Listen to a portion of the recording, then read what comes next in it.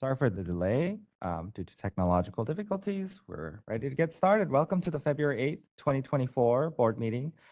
My name is Song Oh, president of the board. Before we convene, I'd like to remind everyone present that the board is a consumer protection agency charged with administering and enforcing pharmacy law. Where protection of the public is inconsistent with other interests sought to be promoted, the protection of the public shall be paramount. As indicated on the agenda, following roll call, the board will immediately convene in a closed session. Open session will resume at 11 o'clock.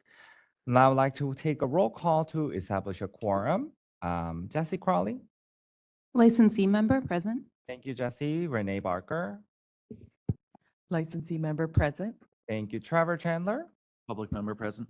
Thank you, Indira Cameron Banks. Public member present. Thank you, Indira. Jose de la Paz. Public member present. Thank you, KK Jha. Thank you, KK. Maria Serpa. Licensee member present. Thank you, Maria. Nicole Tebow. I believe Nicole is not able to join today. Jason Wise. Public member present.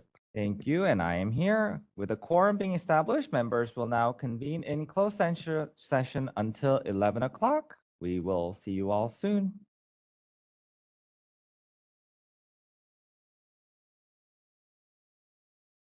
Started. It's almost 11. We're going to get started.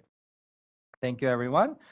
The board will now resume in open session. As I facilitate this portion of the meeting, I will announce when we are accepting public comment. I've advised the meeting moderator to allot 3 minutes to each individual providing comments. We will begin with public comments for individuals attending in person, followed by public comments by individuals participating via WebEx. This approach is necessary to facilitate this meeting. Before we get started, I would like to ask staff moderating the meeting to provide general instructions. Moderator? Thank you. This is the moderator. We will be using the WebEx Q&A and hand raise features to facilitate public comment. If you would like to make a comment, you may look for the question mark icon, typically in the lower right of your WebEx screen, or behind the 3-dot other options. If you are on a mobile device, you can click that question mark icon, type the word comment, and click send. Or you may look for my apologies, the hand icon, click that to raise your hand. And as stated, each person will be timed, and I will let you know when you have 10 seconds left. Thank you so much. You're welcome. I would like to take a roll call again to establish a quorum for open session. Jesse Crawley. Licensee member present. Thank you. Trevor Chandler. Public member present. Thank you. Renee Barker. Licensee member present. Thank you. Indira Cameron Banks. Public member present. Thank you. Jose de la Paz. Public member present. Thank you. KK Jha. Licensee member present. Thank you. Maria Serpa. Licensee member present. Thank you. Jason Wise. Public member. Thank you. And I am here. A quorum has been established. Just FYI, we're doing public comment for items not on the agenda later today. A quorum has been established. I truly appreciate everyone's time and commitment to the board and California consumers. I ask everyone participating today to be respectful of the work before the board today. We encourage participation by members of the public throughout our meetings at appropriate times. The board respectfully requests that when comments are provided, they're done so in a professional manner, consistent with how the board conducts its business. Before we move to the next agenda item, I would also like to remind board members participating via WebEx, we do not have one today, but just to remind everyone, remain visible on camera throughout the open portion of today's meeting, just for board members.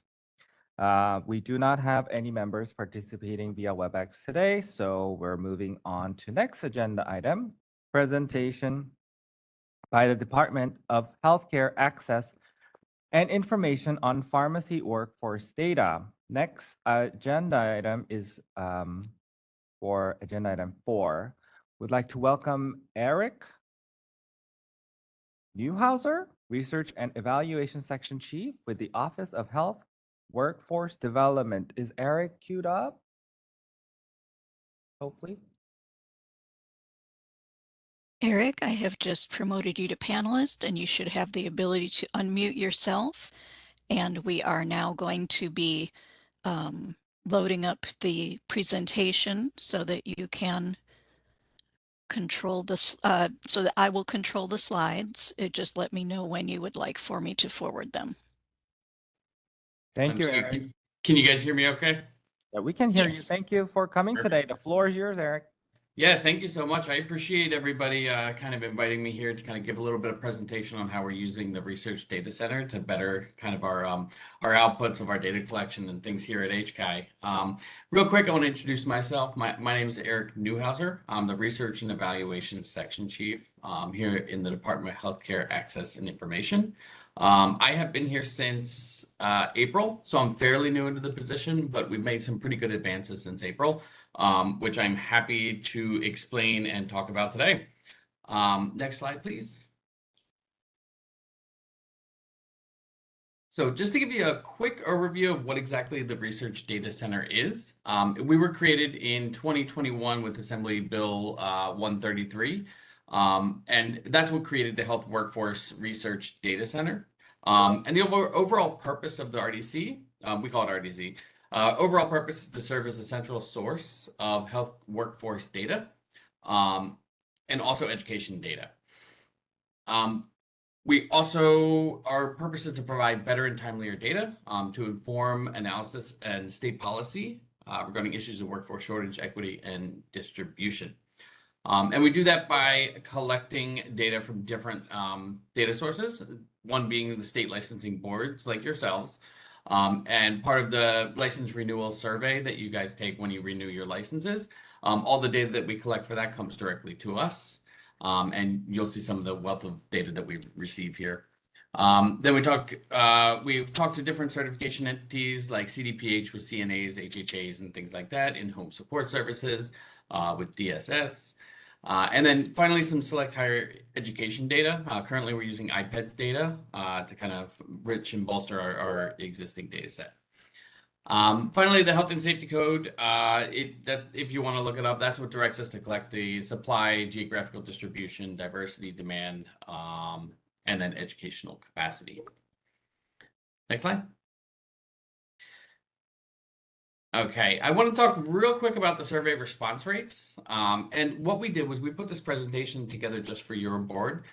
So all of the visualizations and everything are very just about your board here. So the response rate is excellent. Thank you all. Really appreciate that because the more response we get, the better data we get, the data quality and things go up. So we're in the upper 80s to 90s for most questions. And we do use cell-based weighting to adjust for the responses that we're just not going to get. Kind of like paper renewal surveys, things like that. Paper renewals don't receive surveys. So we use cell-based weighting to kind of get it closer to what the population of 100% would look like. And then we report percentages in all of our dashboards rather than counts. And the percentages should remain stable even as we get more and more surveys from digital renewals. Next one, please.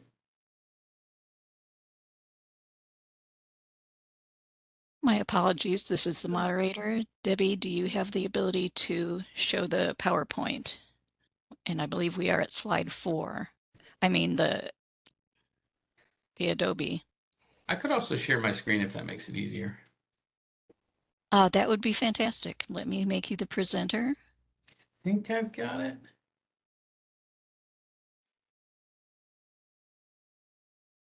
There we go. It's not working. The share button is at the bottom, and then from the right-hand side of the screen, you can click your Adobe presentation. Okay. Perfect. Beautiful. Thank you. I believe you can see it now. Yes. Okay, perfect.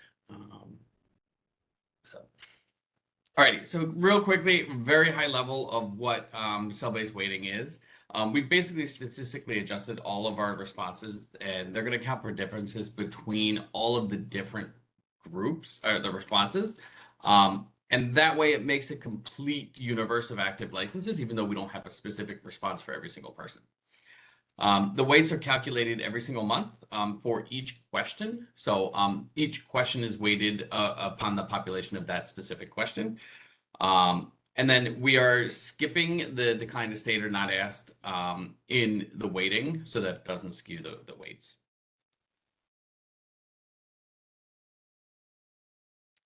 All right. And then the total surveys that were received versus all of the active licenses is going to give us the percent surveyed and submission rates.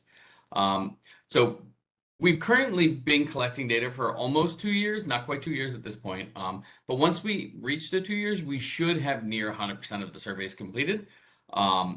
So we're actually kind of on track because we're never fully going to get 100% because of that paper renewal process.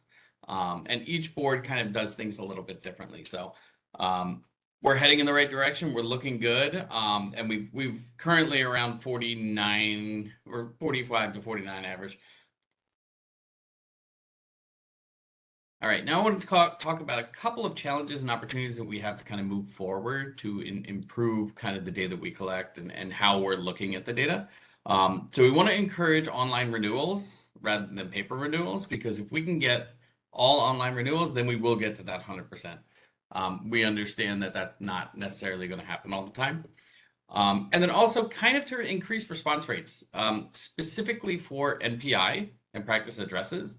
A lot of times we'll find that people are using their home address as their practice address, and it's really hard for us to link to NPI without an NPI number.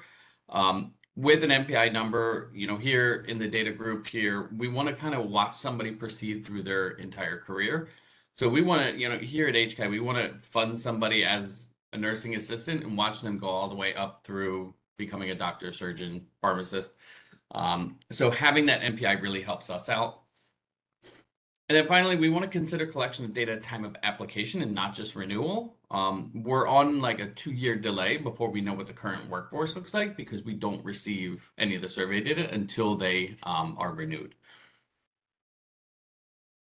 So with that being said, I will jump right into our dashboards. And again, like I said, all of our dashboards or all of my visualizations here from the dashboards are filtered for the 2 licenses in the pharmacy, which is the advanced practice pharmacist and the registered pharmacist.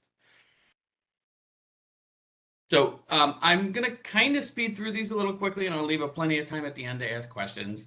But the first one I want to talk about is our race ethnicity of California's health workforce.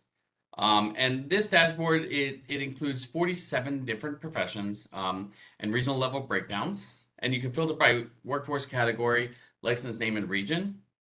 And we expanded these trends over time to licenses issued over the last 30 years. So when we were developing this, we asked ourselves a couple of key questions to move us forward. What is the current diversity of health workforce professionals? How do they compare to the California population? And how has that changed over time? And on all of these dashboards, it's going to be, the data is going to be refreshed annually here. So just grabbing a quick screen capture of the race ethnicity of the 2 licenses that I mentioned. And across all professions, we see that the Latinx population is the most underrepresented in the health workforce. And specifically for your professions, 3.8% of the licenses identify as Latinx. Whereas the population of California is that top bar up here. So we kind of want to work to close that gap to make more representation of California. And this is our over time. So licenses issued over the last 30 years. As we can see, it's kind of stayed pretty consistent. Over the last 20 years, Asians, non-Hispanics have made up more than 60% of the actively licensed and registered pharmacists and advanced practice pharmacists. There's a lot more fun, so I recommend that you guys go to our website, check out all of our dashboards because there's a lot of fun things you can click on there to kind of look at things. So second dashboard that I want to talk about is our languages spoken by California's health workforce. Again, this has the 47 different professionals and regional level breakdowns and filters by workforce category, license name, and region. This one's also looking at the trends over licenses issued in the last 30 years. And the questions we asked ourselves are, what languages are spoken by the workforce? How do they compare to the population, and how has that changed over time? So again, we're going to see the same trend here, where Spanish is the most underrepresented language, and it's underrepresented in all workforce categories in all regions of California. Speeding ahead to the education pathways, we actually have two education pathways. One which we took out the registered nurses, and then the other one is looking at the workforce as a whole. For our purpose, I'm only going to talk about this one here, and it includes 43 different professions that are broken down by region, race, ethnicity, assigned sex of birth, and school location. Filters by workforce category, license name, and region as well. And we don't have these specific licenses here, mainly because they are not asked this question on the survey. And then we're looking over time, and the questions that we were looking to answer are: what are the pathways for licensure into the health workforce? How has that pathway changed over time? And is it different from people from underrepresented groups? So when we look at your licenses specifically, we actually found something a little bit different than we see across most of the workforce, whereas females are actually getting, you have a higher percentage of females that receive a doctoral degree over the males, which usually in all the other workforce categories, what we see is that males tend to receive more doctoral degrees. So we found that pretty interesting. So talking about a little bit of future work that we're working on here at HCAI, we're looking at doing a workplace setting dashboard to kind of talk about across the workforce, where are people working. We want to look more detailed into the race and ethnicity metrics. And then sexual orientation and gender identity metrics are like super important to us. We are limited by something called the de-identification guidelines, and that is our agency trying to protect individuals from being disclosed from the data that we're putting out there. One of the biggest struggles that I personally have is that I would love to show a lot of our metrics in gender identity, because I feel like the workforce that matters, but because of our limitations with the de-identification guidelines, there's a scoring component to that we actually have to score them too high. So then we'd have to mask most of the results. We're trying to figure out ways to better represent those data and put it out there in the world. And usually we do that by making a larger geography, because then our numbers are a little bit bigger and we won't have to hide them. We're also looking at Medi-Cal threshold languages, kind of doing a visualization on that one. And we're looking at supply and demand. And we're backfilling data because, historically HCAI's data is a little less complete now that we've started the RDC. We have a lot more license types than traditionally we had received. So in order to calculate demand out, we need to backfill our data with some of the DCA data. And then we're going to keep working on continuous improvements with the survey. As we find data quality, like if there's a question that we need to change in the survey or ask it a different way to get better results, that's what we're going to continue to work on. So now that I've explained to you kind of the products that we've been working on, we started a conversation with Anne about pharmacy deserts and what can we do with the data that we collect, and how do we define what exactly a pharmacy desert is. So some of the questions that Anne and my team started talking about is, what exactly is a pharmacy desert, and how are we going to define that? Like, is it a population-based, geography-based, or drive time? Or is it a mix of kind of all three of these, how we define what a pharmacy desert is? We also wanted to look at who is impacted by that, kind of the demographics of that. Like, are we looking at age ranges, urban versus rural, race, ethnicity, poverty level, among others. And then we want to kind of see, can they change over time? So we're originally thinking about kind of looking at this every 6 months, doing a data refresh, and kind of seeing if the lines are changing, getting better, worse, or where we want to start looking at geographically. So we are in the very baby stages of kind of going through the data that we receive and kind of mapping them out. But I did want to be able to share some of this with you because we are very excited. This is the first time that we're kind of like doing a definition like this. So if we're looking at it as a geography-based shortage area, we want to look at the number of pharmacies per area, which is kind of that left one here. And then you could look at the urban versus rural, whereas the urban is going to be the darker colors and the rural is going to be the orange colors. We've also looked at it looking at a population view. So there's population to pharmacy ratios, which is this one here. We are looking at population density in the middle one here. So darker the color, the more dense the area is. And then we're also looking at a percent population by age range. So these are the kind of population of 65 plus. And this is the one that I love, is the drive time. So we kind of used, we do something similar for some of the internal shortage maps that we work at here at HCI. So we wanted to kind of lay it over kind of where all the pharmacies are. So we use an arbitrary 15-minute for urban pharmacies, and then a 30-minute drive for rural pharmacies. And this is kind of what we come up with. So if it's in the white area, it's considered a pharmacy desert, because you'd have to drive beyond 15 minutes or 30 minutes to get to them.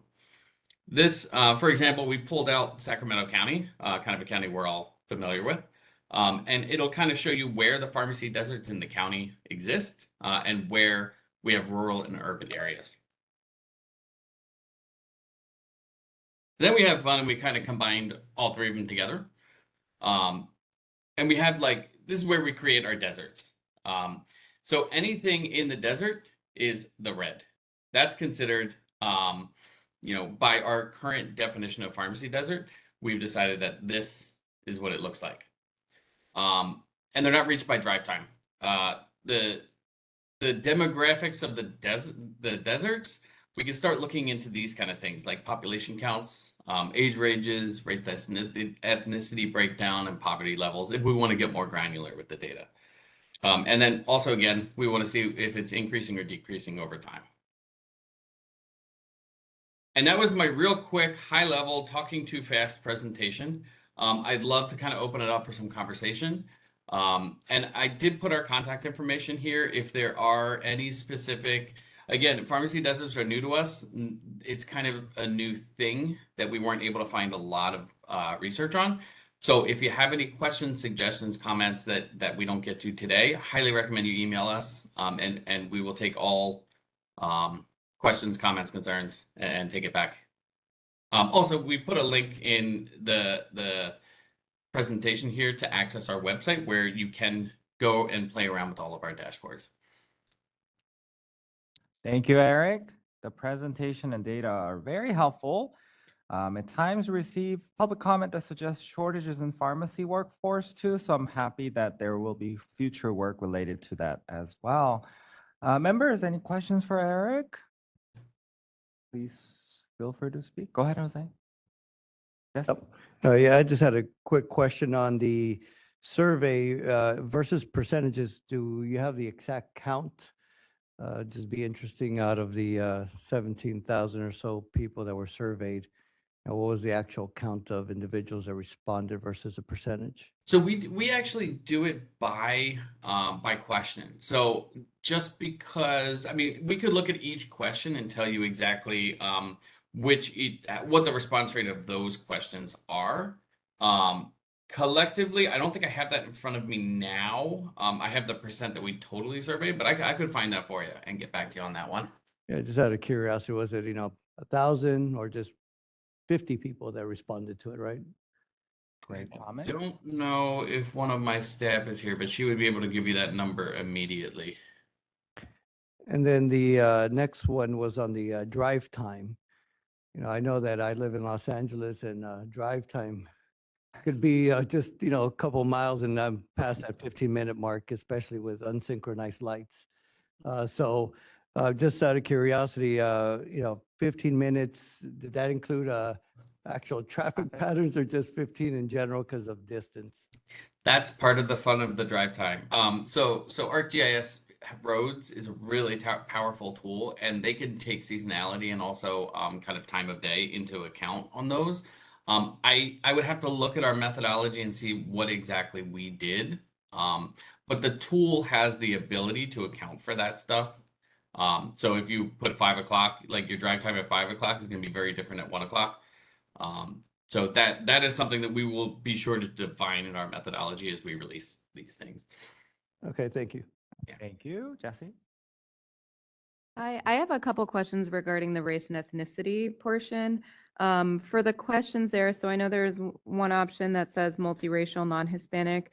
Were people allowed to choose multiple races and specifically specify what race they identify with for that survey question? So yes and no. So they are able to select multiple boxes, but they can't identify. I think what we do is we put them into 2 or more races when we make the visualizations. Okay, and then the follow-up question to that, it says 2.2% multiracial non-Hispanic. Was there an option for a multiracial Hispanic as well? Yes. Okay, perfect. And same with the languages, actually. There was an option where 3.9% of survey respondents said that they speak more than one language there. Was there an option for like multiple selections for languages as well? That I'm not 100% sure of. Let me try to ping my staff here. I think she's listening in here.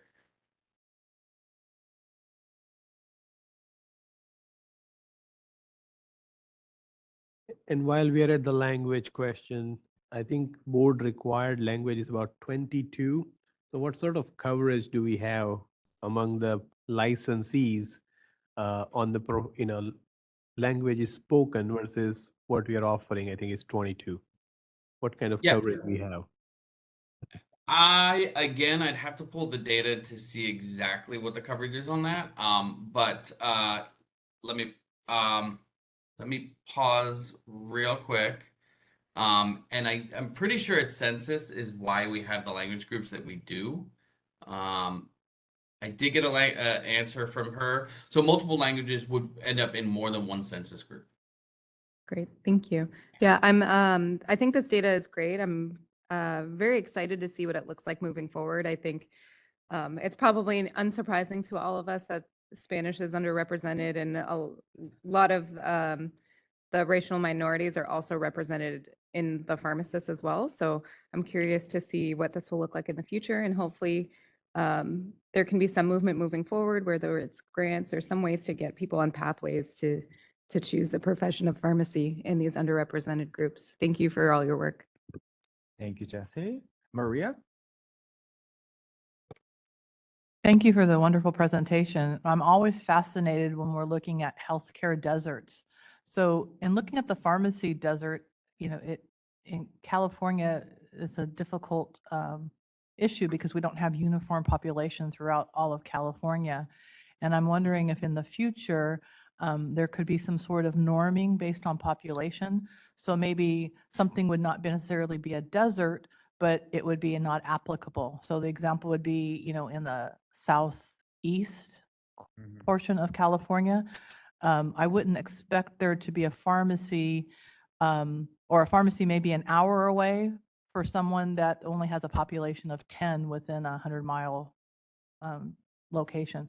So just looking at that, because the desert document, is really fascinating. It shows 2 colors, but I'm wondering if a not applicable would be effective for those low population areas, so we could focus on where pharmacies don't exist, but there are population. Yeah, no, I appreciate that. I'm jotting a note down right now. Like I said, I'm very excited to kind of get more thoughts about this. That way we can create a better data product. So I appreciate that. Yeah. Thank you. It was really interesting. Thank you. Any other comments from members or questions? All right, Eric, as a public agency, we accept public comment for all items on the agenda. Public comment is not intended as a question and answer session. However, it is an opportunity for individuals to comment on the information presented. Also, you are welcome to, but not required to, respond to any of the public comments received. We'll start with Sacramento. Any public comment? Seeing none, we're going to go for WebEx. This is the moderator. If anyone attending on WebEx would like to make a comment on the presentation, you can look for the question mark icon, typically in the lower right of your WebEx screen, or behind the three-dot other options if you're on a mobile device, or you can raise your hand by clicking on the hand icon, again on the lower row of your WebEx screen, or behind the three-dot other options, and any call-in users can press *3 to raise their hand. Each person will have 2 minutes to speak with a 10-second warning. We do have a couple of raised hands and questions. Let's start. Well, Jackie Stover, you've had your hand up through the whole meeting. I don't know if that was an accidental raise or click. Did you have anything you would like to say? I'm going to send you a request to unmute just in case. You should see a pop-up. You're unmuted. Yes, I think I'm a little premature, but I'll just go ahead and use this opportunity to say this. Hi, my name is Jackie Stover, and I'm a specialty pharmacist. I'm afraid we're going to ask that the comments only be on this presentation. We do have a later agenda item for items not on the agenda. Okay, I apologize. I'll come back again when the topic Wonderful. is pertaining to Thank it. you. Thank you. Thank you. Thank you. Our next raised hand is from Richard Dang. Richard, I'm going to send you a request to unmute your microphone. You're unmuted. And faculty at the University of Southern California. Eric, thank you for your presentation. I just wanted to let you know that in case you didn't know and weren't working with them already, CPJ has been engaged with Dr. Dee Makato, who's been working on the topic of pharmacy deserts for the last several years, and that's kind of her area of specialty. In the last 1 or 2 years, she's partnered with NCPA, the National Community Pharmacists Association, to create interactive mapping tools to define pharmacy desert areas. So if you haven't already engaged with her team, I would recommend consider reaching out. If you need to need help making the connection, I'd be happy to help you do that. She's considered similar factors that you have mentioned, in addition to tracking pharmacy closures, to looking at the trends of which pharmacies are closing and in which certain areas and how that impacts the definition of pharmacy deserts as well. So I just wanted to bring that to your attention, and thank you for your presentation today. Thank you for the comments. All right, our next request to comment is from Lori Walmsley. Lori, I'm going to send you a request to unmute your microphone, and you'll have 2 minutes. You're unmuted. Thank you for the excellent presentation, Eric. I found that really interesting. I think that you are starting to look at it when you look at pharmacy deserts from the right perspective. The growth of urban pharmacy deserts is rapidly growing across the country. And I appreciate Dr. Deng's comments. Dee Makato does have a great body of research. I would suggest perhaps looking at changing the drive time for urban deserts. There are a few studies that are out there that are peer-reviewed studies that show even changing the drive time from 15 minutes down to 10 minutes almost doubles the percentage of pharmacy deserts. And there are a number of populations that rely on public transportation or simply walking to get to pharmacies. So in some cases, even a mile might be too far for patients, especially when you're looking at some of the major metropolitan areas. But really interesting information, and look forward to seeing additional information here out of California. So thank you. Thank you for the comments. And then we do have a question from John Gray. John, I'm going to send you a request to unmute your microphone.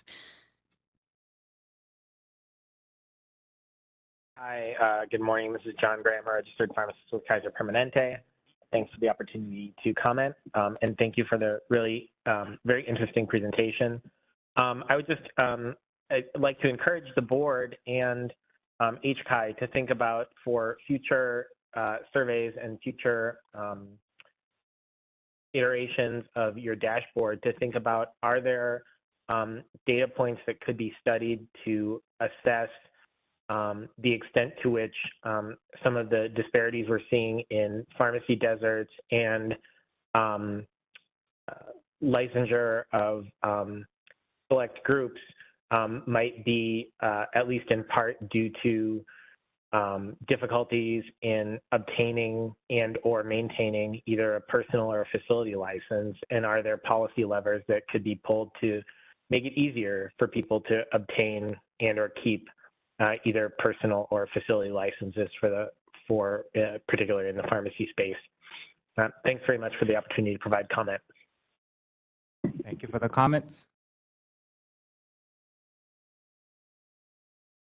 I do not see any. Oh, we do have one more comment request from Nancy Kawahara. Nancy, I'm going to send you a request to unmute.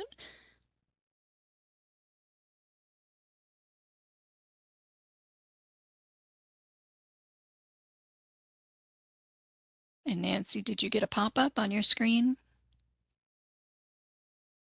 There you go, you're unmuted. Linda University. Just so the board is aware, thank you very much for the presentation. It was extremely interesting. And as indicated already, it's no surprise that the Hispanic group is underrepresented versus the California population. Loma Linda has actually been identified as a Hispanic Center of Excellence in the pharmacy arena. And we have a relatively large federal grant that's actually trying to address the issue of recruitment of Hispanic students into the pharmacy profession.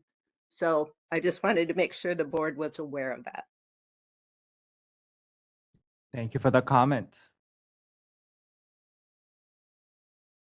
And I do not see any further requests for comment. Shall I close that feature? Yes, please. Thank you. Eric, just give you last opportunity to respond to anything or make any final thoughts.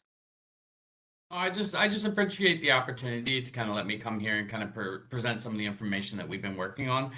We do have some plans to come out with some really cool stuff in the future. And I'm going to take back a lot of these comments and work with my staff to how to integrate some of these. So I really, really appreciate the time that everybody's given me here today.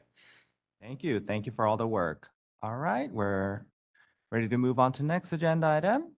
Agenda item 5, discussion and possible action related to proposed regulation Title 16 California Code of Regulations, Section 1707.6, related to notice to consumers, including review of comments received during the 15-day comment period on changes requested by the OAL, Office of Administrative Law. There are 4 regulations requiring consideration and action today. The first is the proposed action related to proposed regulation Title 16 CCR Section 1707.6 related to the notice to consumers poster. The relevant meeting materials for this agenda item include a cover memo, the regulation text, a summary of the comments received, and staff recommended responses to the comments, as well as each of the comments received. I trust members had an opportunity to review all these materials, so I will keep my comments short. As noted, during the December 2023 board meeting, we received edits requested by the Office of Administrative Law. The changes included restoring language included on the current notice to consumers poster and text included in Section 1707.6. This language is required by statute. I'm only pointing this out because I noted that some of the comments are requesting that the board remove that language. As described in the staff responses to comments, removal of the language would violate Business and Professions Code Section 4122. I've read the meeting materials, considered the comments, and agree with the staff recommendation. Members, I open for member discussion. As part of your comments, I would also entertain a motion if you believe such action is appropriate. It is also displayed on the slide. Members?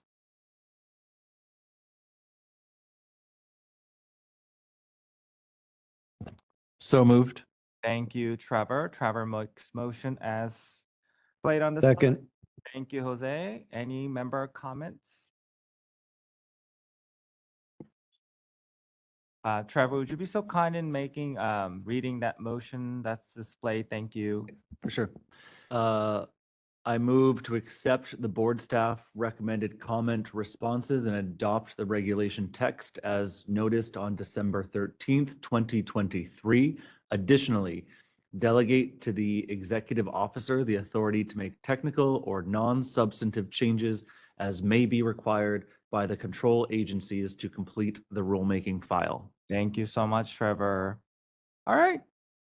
With that, we're gonna go for public comment in Sacramento. I have a comment, sorry. Oh, go ahead, Jesse. I noticed a lot of the public comments submitted was in regards to confusion about the notice being posted in hospital versus acute care settings. And I think I just wanted to get a better perspective, maybe from someone who works in one of those settings.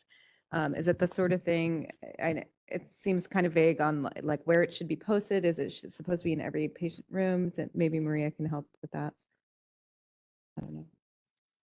There are a few of us that work in a hospital or have worked in hospitals. It's really a non-issue.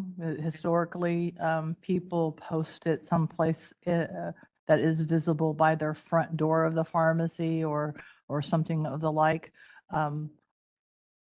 It does cause confusion, especially for people who are newer to the profession and don't understand necessarily the latitude that's given. It's only posted usually in one place, and it's one place that's visible to people walking near or by the pharmacy. Okay. Unless the pharmacy has a outpatient, retail, ambulatory kind of component, then things are a little different. Thank you. I have a question regarding if a pharmacy takes a business decision of not keeping in stock certain kind of medication or it's a specialty pharmacy for HIV clinic or whatnot. The language that reads is the pharmacy must provide any medication prescribed to you. So pharmacy, where does that put the pharmacy with regards to this additional language that is being added? I'm specifically asking about, I think page 3, the bottom line or bottom paragraph, double lined. I think KK, that is something that we can probably discuss as a bigger policy issue. I think that the staff is preparing this based on the current statute. So, and if you want to speak on to that question, we're more than happy to jump in on that. I think that's just how the statute's written currently. So maybe it's appropriate issue that I actually think that I wanted to bring that into sunset issue myself. So go ahead, Anne. Yeah, I think that during the last meeting, it was clear that at this moment in time, the board doesn't have a lot of flexibility. Is it working now? Okay, thank you. Sorry about that. So I think as we learned during the last meeting, there's not at this time, given the state of the law, flexibility, but I think that the board has indicated a desire to schedule potentially a meeting to evaluate some of the conditions included in 733 to see if that is appropriate, but that has to be separate from the notice to consumers poster itself. And I think what President O was indicating is that he intends to maybe see if there's an opportunity to evaluate that as part of the board sunset process. Thank you. Thank you, Maria. And just for clarity, it's my understanding that this is not an addition. This was something that was removed from the current poster, and OAL reminded us that we could not remove it. That's correct. Yes. Yep. All right. With that, ready to go for public comment? No Sacramento. So Anne, we're gonna Anne number 2 at the DCA. Thank you. We've opened up the WebEx Q&A and hand raise features to facilitate public comment. If anyone would like to make a comment on the motion, you may look for the question mark icon, click that, type the word comment and click send, or you may look for the hand icon, click that to raise your hand. Our call-in users may press *3 to raise their hand. And each speaker, my mistake was, will be given 3 minutes with a 10-second warning. We do ask people to comment only once per agenda item. We do have a raised hand from Andre Peters. I'm going to send you a request to unmute your microphone. You'll have 3 minutes. You're unmuted. Go ahead. Thank you very much for the opportunity to provide comment. Andre Peters, a registered pharmacist with Sutter Health System. In reference to the materials for the meeting today, agenda item 5, about the consumer poster. Written public, there was a written public comment where about the poster that said that should not be required for acute care and other pharmacies that do not dispense directly to patients. In the meeting materials under response to comment 2, it was noticed that the board staff rejected the comment stating that, and I quote, BPC section 4122 explicitly states every pharmacy is required to post a notice as specified. I would like to point out that while BPC 4122 subsection A states every pharmacy, subsection D also says this section shall not apply to a pharmacy that is located in a licensed hospital and that is accessible only to hospital medical staff and personnel. Because our hospitals are relying on many different controlled substances, some of it very strong, to treat patients, there is always a heightened risk for diversion and robberies.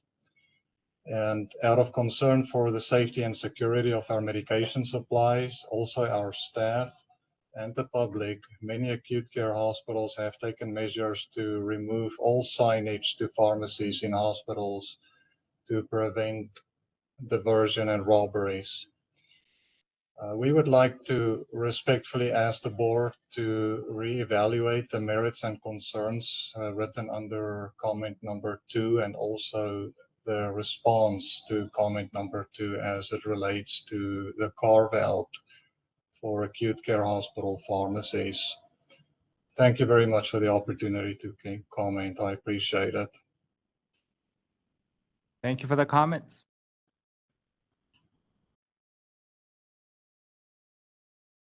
I do not see any other requests for comment. Shall I close the feature at this time? There's a couple. Oh, my apologies. Yes. Keith Yoshizuka, I'm going to send you a request to unmute your microphone. Oh, Nicole's on. Okay, perfect. Health system pharmacist, thank you for the opportunity. I'd like to reiterate the position stated by Dr. Pearson. As opposed to community pharmacies where you want to advertise and promote location of the pharmacy, in the hospital, as Dr. Serpa had mentioned, often we try to hide the fact that the pharmacies look in a particular area to reduce the traffic, to reduce the, as Dr. Pearson said, opportunity for theft and diversion. I personally, when I was a PIC at several hospitals, have taken steps to remove signage. All of the nurses knew where the pharmacy was, and that's basically all that we wanted folks to know. We didn't want the public to know where we kept the strong Schedule II drugs. Thank you. Thank you for the comments, Dr. Yoshizuka. At this point, I do believe we have captured everyone who had chosen to make a comment. Shall I close the Q&A feature? Yes, please. Thank you, Anne. And also You're just welcome. want to announce that member Tebow has joined. Any member who attends a meeting held pursuant to Government Code Section 11123.2 from a remote location must also disclose whether any other individuals 18 years of age or older are present in the room at the remote location with the member and the general nature of the member's relationship with any such individuals. Member Tebow, if you could please confirm if yes or no, and also just for the record, for the meeting, if you could just announce your presence. Yes. Hi, President O. Apologies, having some severe technical issues today. At this time, no other individuals 18 years of age or older are present in the room with me. Thank you. Welcome to the meeting. All right, with that, we're going to go for vote. And before that, though, I will allow, go ahead, Maria. Go. Any comments before the vote? I just wanted some follow-up on the public comment that referenced 4122D. Dr. Peters adequately described it, but staff say that that does not pertain to Section A. So I guess I need a little bit of an understanding. It says this section, does that mean the whole section 4122, which is the I believe we also have Rec Council, if the Rec Council can join in on that question that Maria has raised. She on the meeting? Jennifer, this is Anne. Could you please unmute and respond, please? She's actually not promoted as a panelist. Okay, thank you. One moment. And Jennifer's last name? Is it JJ? Okay. Jennifer, sorry you got put on the spot. Hello? Hi, Yes. we can hear you. Yes, the language that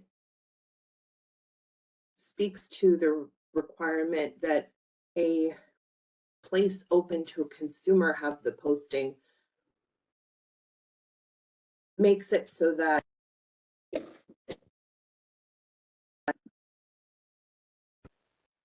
any place that is, You might be cutting in and out. hello? Okay, go ahead. Okay, sorry about that. So because the language specifically speaks to areas open to consumers, any hospital or facility that is not specifically consumer facing would not have to worry that the language applies to them. And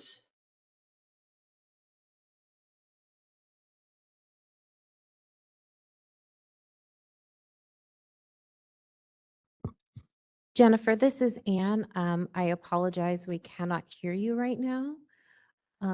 If it would be agreeable to the board, could we have just maybe a 2 or 3 minutes so we can try to resolve the audio issue with Jennifer? If members are agreeable, I apologize. Yeah, absolutely. I do see that Jennifer's mute button has gone back on. It could be a mute unmute issue. Try now.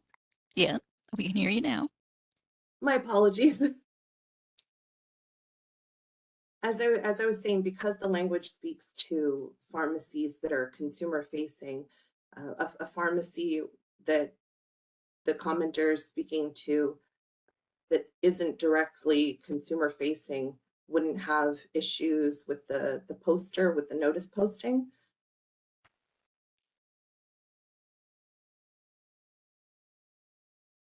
Okay. That does not, that's making, actually might make me question more. So maybe we actually don't proceed, and I think it's best that we don't rush this through. President O. Go ahead, Maria. I'm thinking, just trying to put an understanding of how this historically is done. It's because the section that we're discussing today, 1707.6, doesn't state anything about locations. That's stated in 4122, and then we're specifically talking about D. I don't think it really impacts our action today. Okay. It's the interpretation of 4122D that I think seems to be the question. If I'm reading that correctly, I don't know, the council on the phone, is that correct? Yes, that's correct. Okay. All right. If the members are comfortable with proceeding, we can go for a vote. I have a question, I guess, as a follow-up. I think maybe it's the response to comment 2 that may be causing some confusion because it's referring to A when I think it probably would have been more clear if they also referenced D.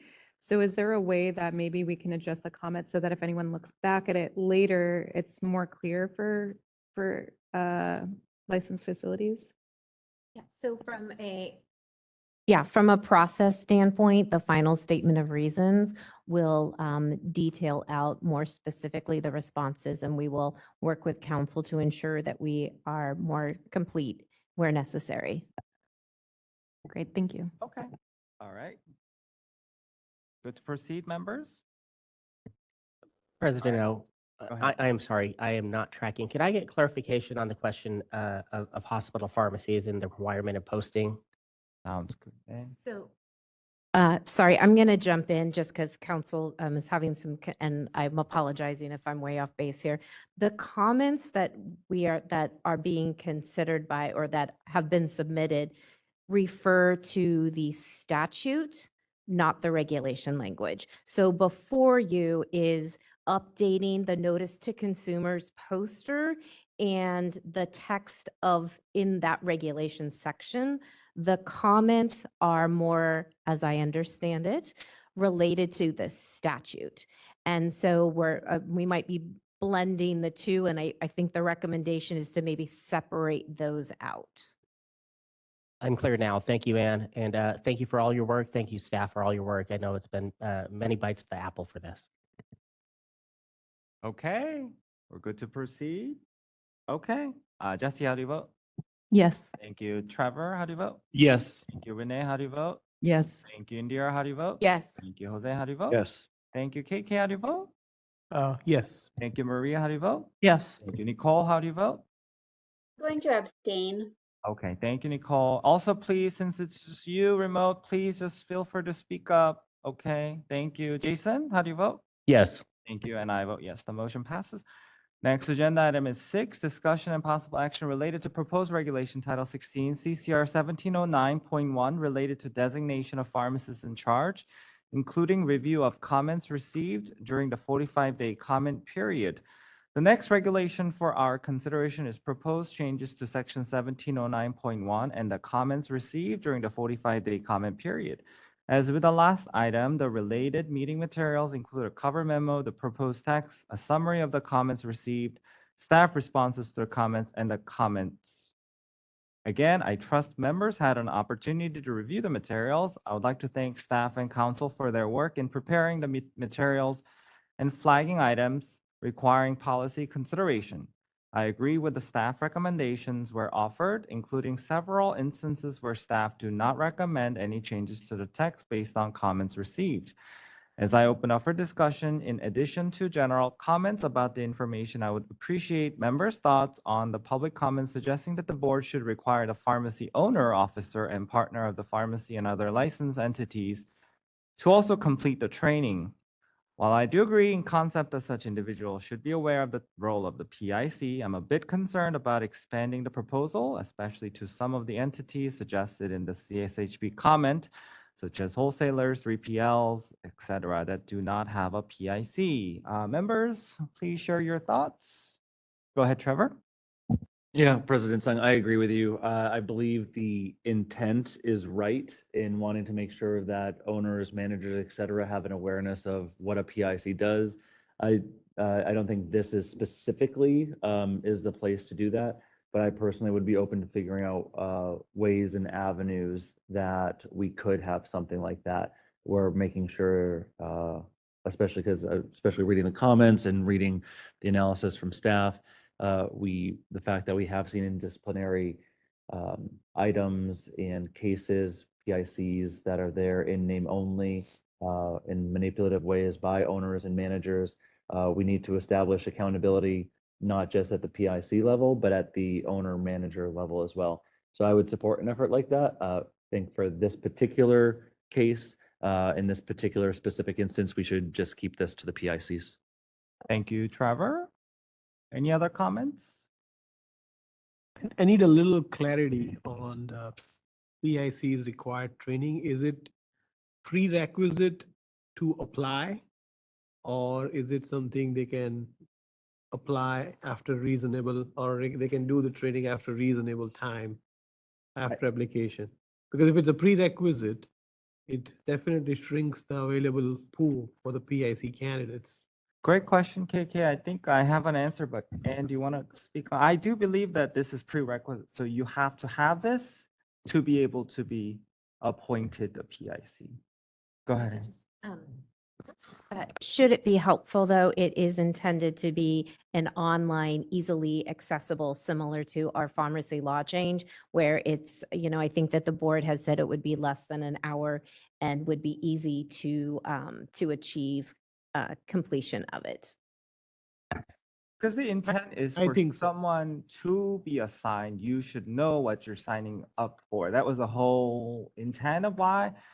Well, in January of 2022, that was. So it still stands, hopefully. I think as Anne mentioned, if it's 1 hour or 2 hour or training that can be administered on the day of application or the day before, and they say this is your, before you get, indoctrinated into this, see what is in it and see if this is for you. If it's a prerequisite that is more tedious than that, then definitely it's a valid concern on number of applicants. So it's a small pool to begin with right now, and it's extremely difficult for the succession planning for PIC. So it'll be great to have something readily available that go do this, see if this is for you, and then we can talk again. So Yep. Appreciate that clarity. Thank you, KK. Any other comments? Anyone would like to make a motion? I just wanted to follow up. Oh, sorry, who's? Go ahead, Renee. I, could be possibly later, but I would definitely support something that is, in support of that comment 4 from CSHP for the support of the PIC. Because even in the like self-assessment forms, the self-assessment form has to be completed every 2 years. And in my instance, we always, it's the pharmacy owner, hospital administrator has to sign that. And I feel that would make it full circle, that they know the responsibility of the PIC. And then when they see, the self-assessment form, and if there's gaps, then they know their responsibility also, and they are responsible for any, just questioning the PIC, but the PIC saying, this is what we need to close the gap. And it might be personnel, facility changes, policy support, et cetera. So Thank I you. just, whatever option is available to bring that about, I think that would be a great next step, but I definitely support the PIC training. Sounds for good. sure. KK, did you wanna? Yeah, add? just one more comment. If this is a board supported 1 hour or 2 hour of continuous education, I would also support if this is mandatory for all pharmacists. So everybody not being pharmacist in charge also knows what it goes to manage this pharmacy and also have a ready pool of people available. If that is also something we can consider. Yeah, That that's a great idea. Part of your CE, part Yeah. of 30, 1 or 2 hour is this, and it's freely available for everybody. Yeah, can that, just Jesse, go ahead, and then. Well, I imagine if it's posted on the board's website that anyone could access it. And so I wouldn't necessarily want to make that for everyone. Like I personally know that I would never be a PIC again. So I don't think that training would be necessary. One thing, I'm not sure if you were going to get to it, Sung, but I did want to address the temporary PIC piece because one of the public comments did mention that wasn't included in here. And I want to express my support for also requiring that for temporary PICs. I know myself and I know several other pharmacists were pulled into a PIC piece as a young, newly graduated pharmacist. I was told it was temporary and then, things happened and I ended up being permanent PIC. And that's kind of how a lot of people get into it. I had no idea what I was doing going into it. Training would have been nice. And I had a board visit very shortly after becoming temporary PIC. So I think that would be important because they need to know what they're getting into it prior to it. So I know that the comment specifically to the temporary PIC asked for a window of maybe 30 days to completion, but I do think it's important that it's a prerequisite that they understand the duties before they actually sign up to be a PIC, whether that be temporary or permanent.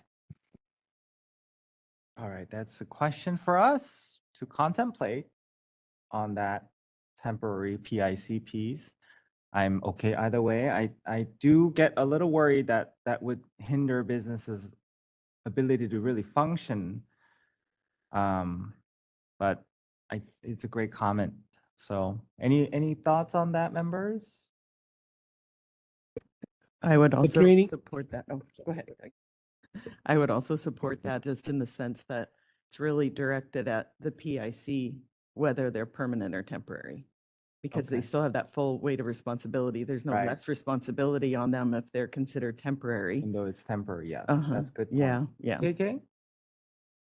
Just a related question, if board is going to provide the education, will it count towards the CE for an hour or two?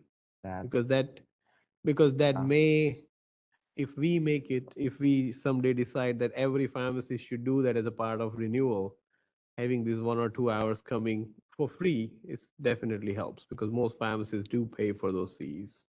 And or Jessica, can you chime in on? And go ahead. So this is not included in the board's CE reg right now. So I think if you wanted to mandate this as part of CE, we're probably going to have to look to amend additional sections. I don't think that's what they're. I think it's that if they do it, they want it to count as CE. So I think that the board can approve this for purposes of CE. I think that your statute is pretty broad. So we can do that separately. Yeah, I mean, I'm not an attorney, but I think that your CE, I think that your definition of approved CE, I can look, but I think it's pretty broad. And so the board could designate that this is acceptable, similar to how you have, your position that attending a board meeting, you can get CE, or, if you are on competency, right? So I think that there's a path to do that. And that's not agendized, so we would just separately do that on our few subsequent meetings. I think that would be a nice way to handle it. Okay, sounds good. Any other comments? So we have to decide on temporary piece. So I think then we would have to amend the language, and then we'd do the 15-day comment period. So, Yeah, I'll be supportive of making, the temporary as part of that. all right. So with that, Jesse, do you want to make a motion on that? If you want to try to amend it in as best as we can to include that language? Sure. So I will make the motion to accept the board staff recommended comment response with the amendment to include temporary PICs and adopt the regulation text as noticed on November 17th, 2023. Additionally, delegate to the executive officer the authority to make technical or not substantive changes as may be required by the control agencies to complete the rulemaking file. So would you be agreeable to me modifying that a bit? Yes. Okay, so I think probably what the motion would be to further amend the proposed regulation text to specify that an individual being established as an interim PIC must also complete the training in advance of being placed in an interim capacity, and that you are delegating to the executive officer to, make any clarifying changes to that language, release it for a 15-day comment period, and then bring it back to the board for further consideration. Sounds good, Ann. Stated. Okay. I have a question. Go ahead, Maria. My question is, the regulatory section that deals with temporary PICs is a different section. Is that impacted at all by our discussion? By changing it here, is it going to roll over into that other section which talks about how temporary PICs work? Great question. And go jump in. Oh my God, I Don't know. be shy. I don't think I'm the right one to answer this. Well, I- Jessica's there too, so go ahead. Go ahead. Is Jennifer still I mean, Jennifer, I'm on the sorry. line Jessica. to be able to address that? So I will look into the question and I will let the board know. So I think what Jennifer said is that she would look into the question and let the board know. So I think that the motion could be, could be crafted as such that if the change cannot be implemented in 1709.1, but the board is clear with its policy, we can work with council to make sure that that is the appropriate section. And then if not, we'll bring back options to the board at a future meeting. Sounds great. Thank you, Anne. All right. And thank second. you. Thank you, Jose. Appreciate that. We're going to open up for public comment in Sacramento. Any public comment? Seeing none, we're going to go for public comment in WebEx. And this is the moderator. We've opened up the WebEx Q&A and hand raise features to facilitate public comment. If you'd like to make a comment, you can look for the question mark icon, click that, type the word comment in the text box and click send, or you can click on the hand icon. And we do have a hand raise from Andre Pirtis. I'm going to send you a request to unmute your microphone and you will have 3 minutes. You're unmuted. Thank you very much for the opportunity to comment again. I would like to mention that the PIC is already being asked to perform a self-assessment as a PIC, and the PIC is now asked, in addition to that self-assessment, to also do the training that will be board provided. I would like to reiterate and support the comment made by CSHP in requesting that the owners and officers of pharmacies, in addition to them signing the self-assessment that they already do, just like the PIC, would also get the same training as the PIC. It appears to me that the training is reinforced for the PIC, and just the same, the training should be reinforced for the owners or officers of pharmacy companies. I would like to request that the board again take the recommendation from CSHP and use this opportunity to craft it in the proposed regulation so that it is enacted once it goes into effect as well. And I would like to ask that we amend this proposed regulation with the owners and officers language first before the board is taking a vote on it, if at all possible. And also, if needed, for public hearings on this particular matter. Thank you so much for the opportunity to provide comments. Thank you for the comment. And our next request for comment is from Keith Yoshizuka. Keith, I'm going to send you a request to unmute.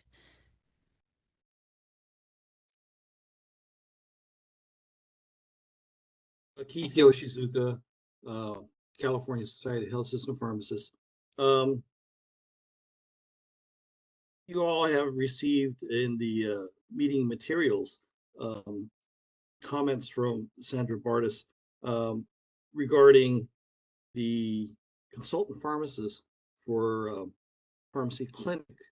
And I thought it might be helpful if I provided some background so that put that comment in perspective. She initially contacted me and had posed that for the surgery clinics, the chief nursing officer and the chief administrative officer also go through similar training because of some of the comments made by other licensees in previous meetings about the poor quality control and tracking and inventory control of controlled substances. I pointed out that there may be a problem with jurisdiction in that the Board of Pharmacy may not have jurisdiction over these other individuals and would not be able to make that requirement. However, I believe Sandra's point is well made. Now, even though we're not asking that the pharmacist consultant go through this similar training, possibly some consideration at a future meeting would be the extent to which the consultant pharmacist is responsible for some of the deviations that may be occurring in the clinic. And because the consultant pharmacist is not a principal, they don't have the authority to require changes. So that's my 2 cents, and hopefully it puts the comments in perspective. Thank you. Thank you for the comments.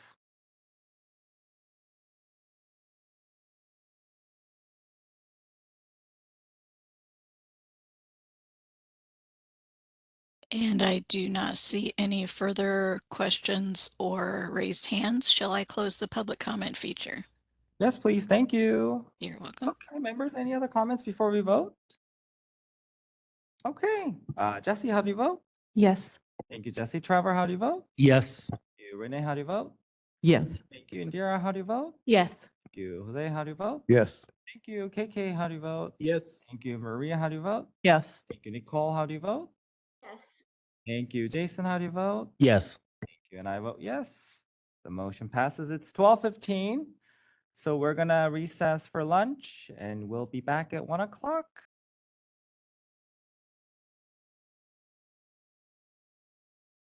All right, everyone. Sorry for the technical difficulties. Just it's part of the journey, but we're figuring it out. So we're ready to go on. I'm going to take a roll call really quick. Jesse. Present. Thank you, Jesse. Trevor. Present. Thank you, Renee. Present. Thank you. Indira has left for the purposes of the meeting record. Jose. Present.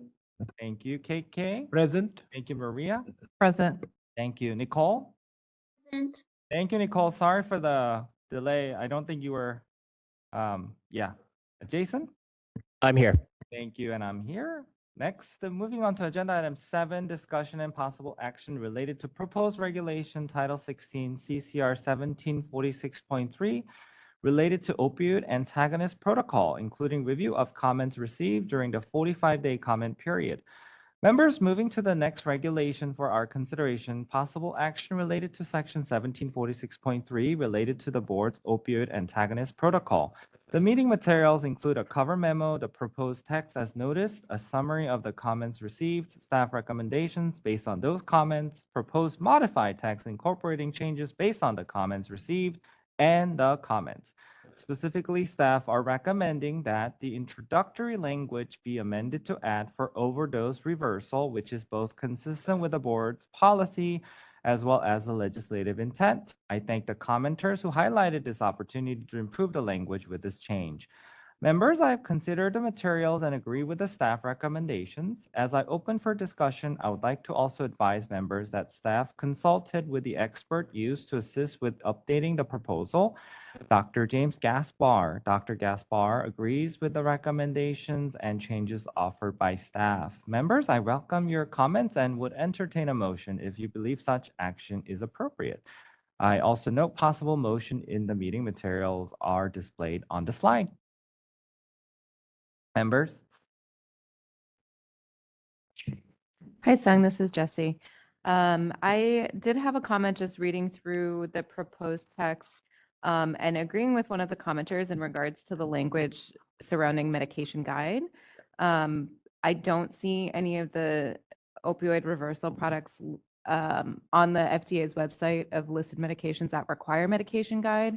And as I understand it, medications that do require that, we're legally obligated to include those when we're dispensing anyway. So it seems like that language may be redundant. I wanted to get some more insight into that, though, because I agree that that language should probably be omitted from the proposed text. Thank you, Jesse. Great point. I'm going to have Jennifer comment on that. And sorry to put you on the spot. Oh, Jennifer needs to be promoted to a panelist. One moment, my apologies. There we go.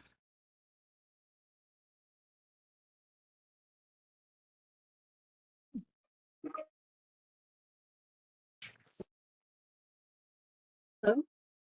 Hi, Jennifer. Yes, hi. Um, With regards to your question, yes, you're mentioning that the medication guides are already required to be provided when available. Can you clarify further a little bit or elaborate a little more on your question? Yeah, so one of the comments actually did have a link to the FDA's website that has the full list of medications that must be dispensed with a medication guide. Searching through there, naloxone as Narcan, the opioid reversal agent, and I think some of the other ones are do not actually have a medication guide through the FDA. And so this is asking for pharmacists to dispense or to provide a pamphlet that doesn't exist for some products, number one. And moving forward, we don't really know whether or not the future of approved medications for opioid overdose reversal will contain them. So it's my understanding that we are already required to provide, as part of the pamphlets when we dispense medications, any prescriptions that do require it. Most systems will automatically print that paperwork out. And so I don't think that language under number 4, labeling, that addition where it says the person to whom the drug is furnished shall also receive the FDA approved medication guide. I don't think that is, number 1, necessary, and it may actually be inaccurate because some of these products don't have that. I think in the response to the comment, it was mentioned that the guides, when available, be provided, but if a guide isn't available, obviously it wouldn't be up to a pharmacist to provide a guide that isn't available. And upon availability, they'll be provided. So I think the language takes into account already that any guide that is available be provided. But if you're further concerned about any confusion that this might cause, the board we can look into it.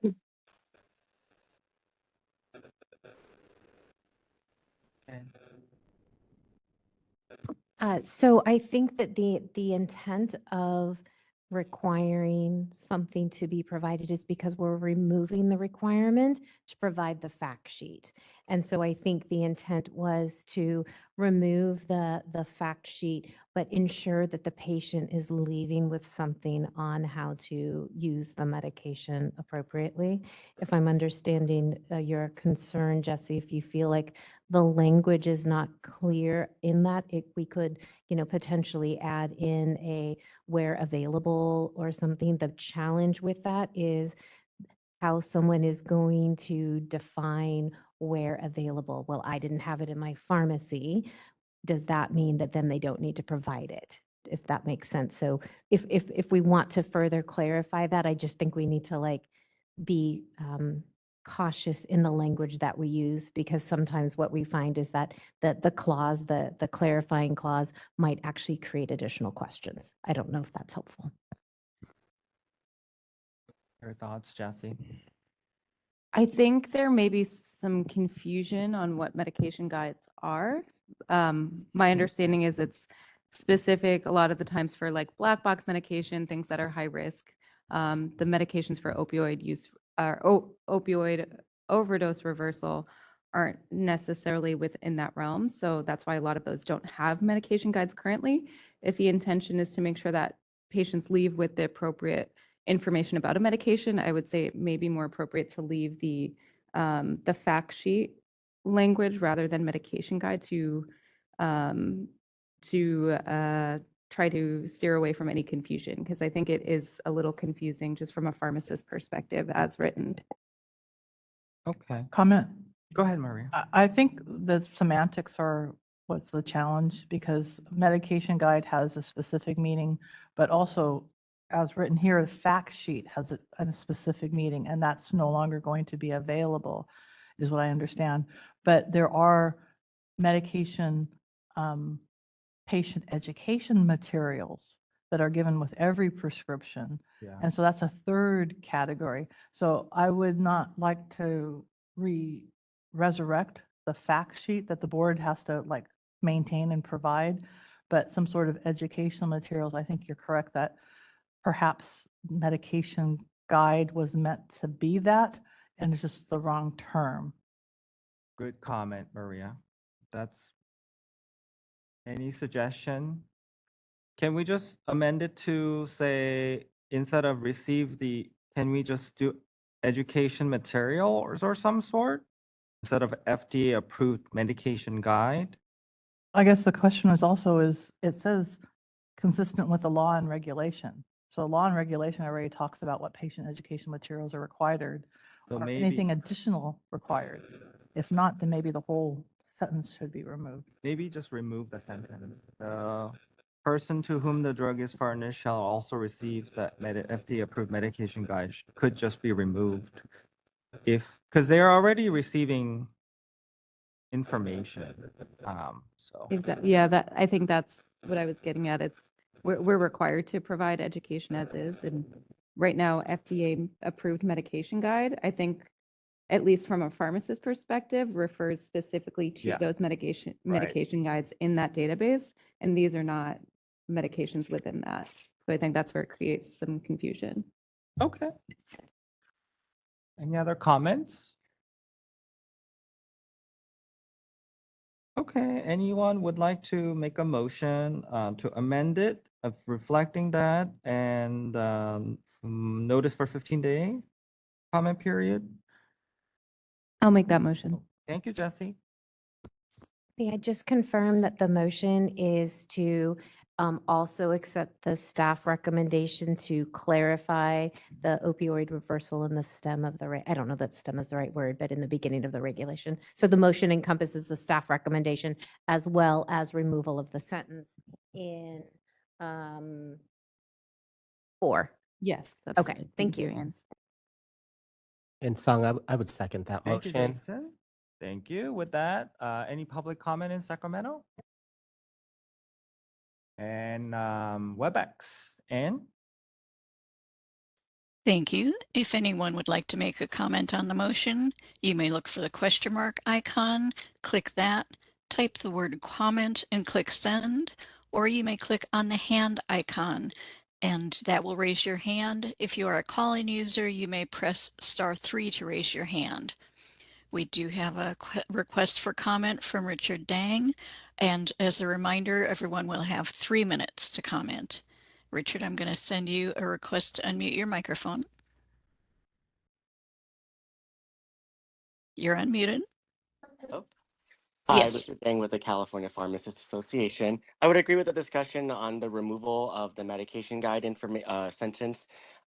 If the board is looking to require to ensure that patients receive educational materials, you might consider similar language to the self-administered hormonal contraception protocol, which states that pharmacists have to provide administration-specific fact sheets that are available through other agencies, not necessarily the ones that are created by the Board of Pharmacy. So if the concern is that the board can't maintain a approved naloxone fact sheet and they want to move away from that, then you might just leave it as the generic administration-specific fact sheet and allow pharmacists to determine where they get that from.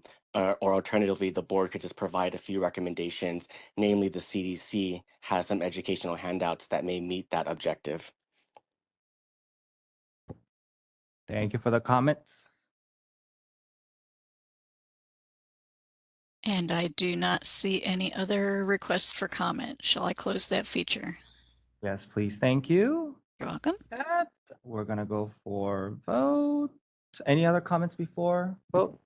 I did have one question, actually. I don't think it's actually specific to the language, but I think there were some notes on the material that it said this protocol would not apply to some of the over-the-counter product naloxone formulations that have become available. I just wanted to get a little perspective on that, just from like an insurance reimbursement standpoint, if there's a chance that a patient's insurance may cover some of the OTC versions. I guess my question is, why would our pharmacists not be allowed to include that as part of this protocol? Excellent question. That So I think the protocol itself isn't envisioning like a reimbursement piece. It is specific to providing a product to someone.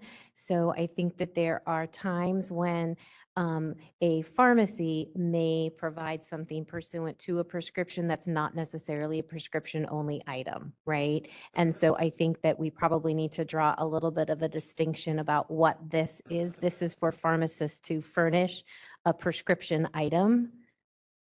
So an OTC, right? Take out the operational piece of it. An OTC does not need to follow this kind of a product. Operationally, there may be different considerations that someone may need to do, but for purposes of this, an OTC product by nature doesn't require a prescription. Do you know what I'm saying? And so this is for the prescription items. I believe that that's what the comment is intended to convey, hopefully better than me fumbling right now. Got it. And I don't think it's actually relative to the motion either way, because I don't think it actually specifies in the proposed language, but was just looking for some perspective, just because I know the over-the-counter product is still like $50, which is pretty expensive for some patients. Yeah, my hope is that if pharmacist is doing the lump sum per protocol and the insurance covers OTC, then they would still be able to do that under their protocol to submit to the insurance. And then the patients don't have to pay out of pocket, and then hopefully it'll be covered. So that's the hope. Okay. Perfect. Thank you. All right. With that, Jesse, how do you vote? Yes. Thank you. Trevor, how do you vote? Yes. Thank you. Renee, how do you vote? Thank you. Indira is not here. Jose, how do you vote? Yes. Thank you. KK, how do you vote? Yes. Thank you. Maria, how do you vote? Yes. Thank you. Nicole, how do you vote? Thank you, Nicole. And just again, please just speak up, please. Okay. We don't want you to feel like you're forgotten. Jason, how do you vote? Yes. Thank you. And I vote yes. The motion passes. Next is agenda item 8, discussion and possible action related to proposed regulation Title 16 CCR Section 1732.5 and 1732.8 related to continuing education. The final regulation for our consideration is a CE regulation that in large part was promulgated to implement the cultural competency CE requirements established in AB 2194 statutes of 2022. As no comments were received during the comment period, this proposed regulation is being brought to the board for adoption if we believe such action is appropriate. The meeting materials and slide display a possible motion. I welcome your comments and would entertain a motion if you believe such action is appropriate. Members? Okay. Wants to make a motion to approve, adopt? I'd like to move to adopt the regulation text as noticed on December 15th, 2023. Additionally, delegate to the executive officer the authority to make technical or non-substantive changes as may be required by the control agencies to complete the rulemaking file. Thank you so Second. much. Thank you, Trevor. Thank you, Jose. With that, any I'll member- second it. Oh, I think Jose said. we're Oh, good. Yeah, we're good. All right. And public comment in Sacramento? And we're gonna go for public comment in WebEx.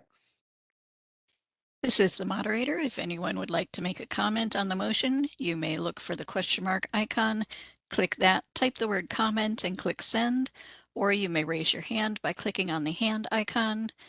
And I do see one request for comment from Richard Dang. Richard, I'm going to send you a request to unmute your microphone and you'll have 3 minutes. Hi, Richard Dang, California Pharmacists Association. I just want to say that I appreciate all of this being consolidated into a single area. Oftentimes it is very difficult for pharmacists to find their CE requirements in different pieces. So this really consolidates all that information for everyone to be able to find. Just for a matter of completeness, and sorry if I missed this previous discussion, I just wanted to ask if the APP Advanced Practice Pharmacist CEs would need to be discussed and included as part of this, or if they already exist separately and don't need to be a part of this packet. Thank you. Thank you for the comments, Dr. Dang. And I do not see any further requests for comment. Shall I close that feature? Yes, please. Thank you. All right, we will go for the vote. Jesse, how do you vote? Yes. Thank you, Jesse. Trevor? Yes. Thank you, Renee. Yes. Thank you, Jose. Yes. Thank you, KK. Yes. Thank you, Maria. Yes. Thank you, Nicole. Yes. Thank you, Nicole. Jason? Yes. And I vote yes. The motion passes. And next, agenda item 9 is licensing committee. I'm pleased to provide a report on the licensing committee. Thank you to my fellow committee members, Trevor Chandler, Renee Barker, Jessica Crawley, and Jason Wise. First item is draft survey related to pharmacist to pharmacy technician ratio. One area the board continually receives comments on is the issue of the pharmacist to pharmacy technician ratio.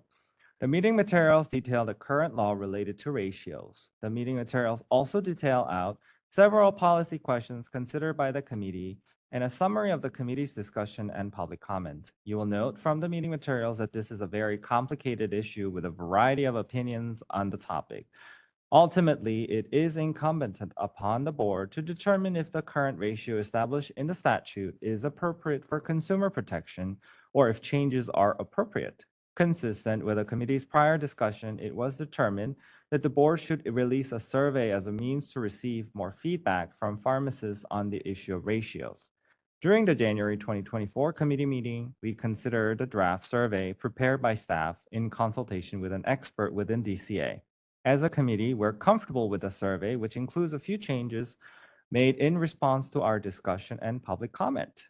Members, I draw your attention to attachment 1. You'll note from the meeting materials that the committee is offering a recommendation to approve the survey with the changes noted. I welcome your thoughts and on the committee recommendation and welcome any additional comments from members. I am not hearing anything, so we're going to open up for public comments in Sacramento. None here, so we're going to open up for public comment in WebEx. Thank you. If you'd like to make a comment, you may look for the question mark icon, type the word comment and click send, or you may look for the hand icon and click that to raise your hand. We do have a raised hand from someone logged into WebEx as Maria. Maria, I'm going to send you a request to unmute your microphone and you'll have 3 minutes. You're unmuted.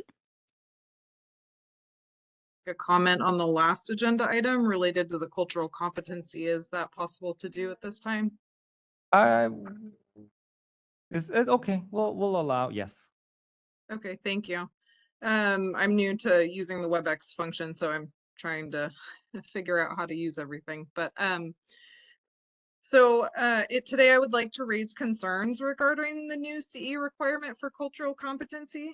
The board has mandated education regarding LGBTQ and minorities, as well as intersectionality.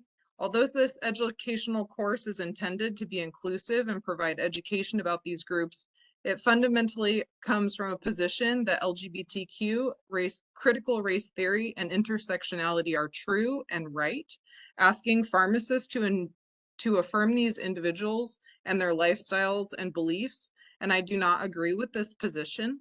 Under the First Amendment of the United States Constitution, the government cannot compel speakers to engage in discussions on subjects they prefer to remain silent about.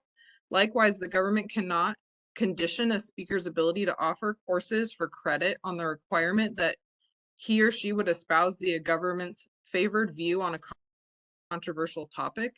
In this case, it seeks to vindicate those important constitutional rights. The mandatory implicit bias training promotes the inaccurate belief that white individuals are naturally racist. This message can be detrimental to medical professionals, including pharmacists and their patients, and it creates an atmosphere of suspicion and animosity, which goes against the fundamental principle of doing no harm. Pharmacists have free will and act in the best interests of their patients. Medical professionals take the Hippocratic Oath to do no harm, and they do not need lawmakers or medical organizations to tell them what they should think when we're providing medical advice to patients. I am wholeheartedly in favor of showing no partiality to each person and treating them with respect and kindness, but I feel that training requirements have an implicit bias towards such groups in which the pharmacist is asked to affirm the lifestyle of LGBTQ individuals and agree with critical race theory and intersectionality as valid ideologies that should be agreed with. I feel this training requirement is asking me to affirm these ideas which go against my religious beliefs as a Christian. who believes in God and who created men and women in his image, and that they are immutable characteristics. All people should be treated with equality, regardless of sexual orientation, race, or family history, and each person should be treated with respect and dignity. But the cultural 10 seconds. competency requirement asks me to agree with beliefs that go beyond basic respect.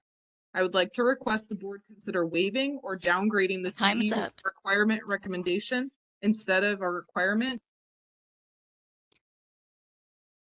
And our next request for comment is from Richard Dang. Richard, I'm going to send you a request to unmute and you will have 3 minutes. Thank you, Richard Day, California Pharmacists Association. Regarding the draft survey that was presented in the packet, I just wanted to ask for question number 15 that states, what is the average prescription volume during a typical day at your primary work site, including immunizations? Was there any prior discussions about having that question broken up into 2 separate questions? Just because I do feel like having a sense of your prescription volume versus your vaccine administration volume may be very different. I do worry that there might be some sites that may be skewed one way or another, maybe because they are a high volume vaccine site, but a low volume dispensing site, for example. So I was just curious if that was discussed and considered when the survey was drafted. Thank you.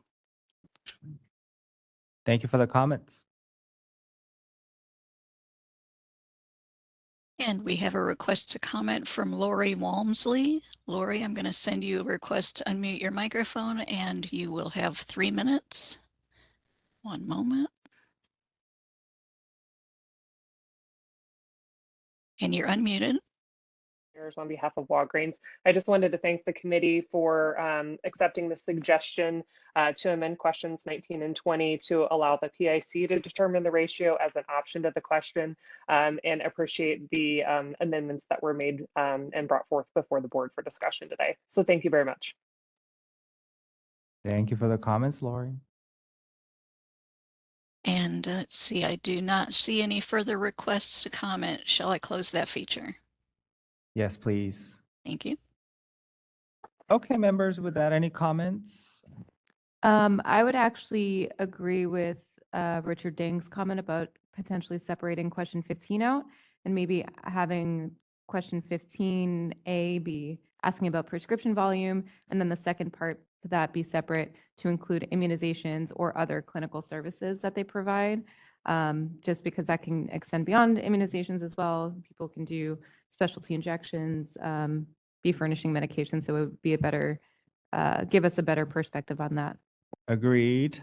With that, I'm guessing that we would have to vote down this committee recommendation and make a new motion, correct? Okay, so if members are agreeable, just to add that question or any other additional changes that you would like to make, we just need to vote down the committee recommendation and we probably need to make a new motion, if that's okay. All right, with that, so we're voting on committee recommendation.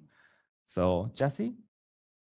No. Okay, thank you, Jesse. Trevor? No. Thank you, Renee.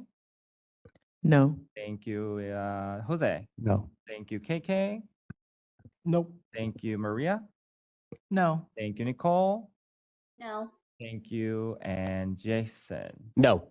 Thank you, and I vote no as well. So the motion fails, and we're gonna open up for discussion. Jesse, would you like to kindly make a motion possibly? Yes, I will make the motion to approve the survey with the changes to questions 8 as discussed by committee, as well as the questions 15, 19, and 20, and to allow a respondent to specify the ratio should be determined by the PIC. Is that sufficient enough?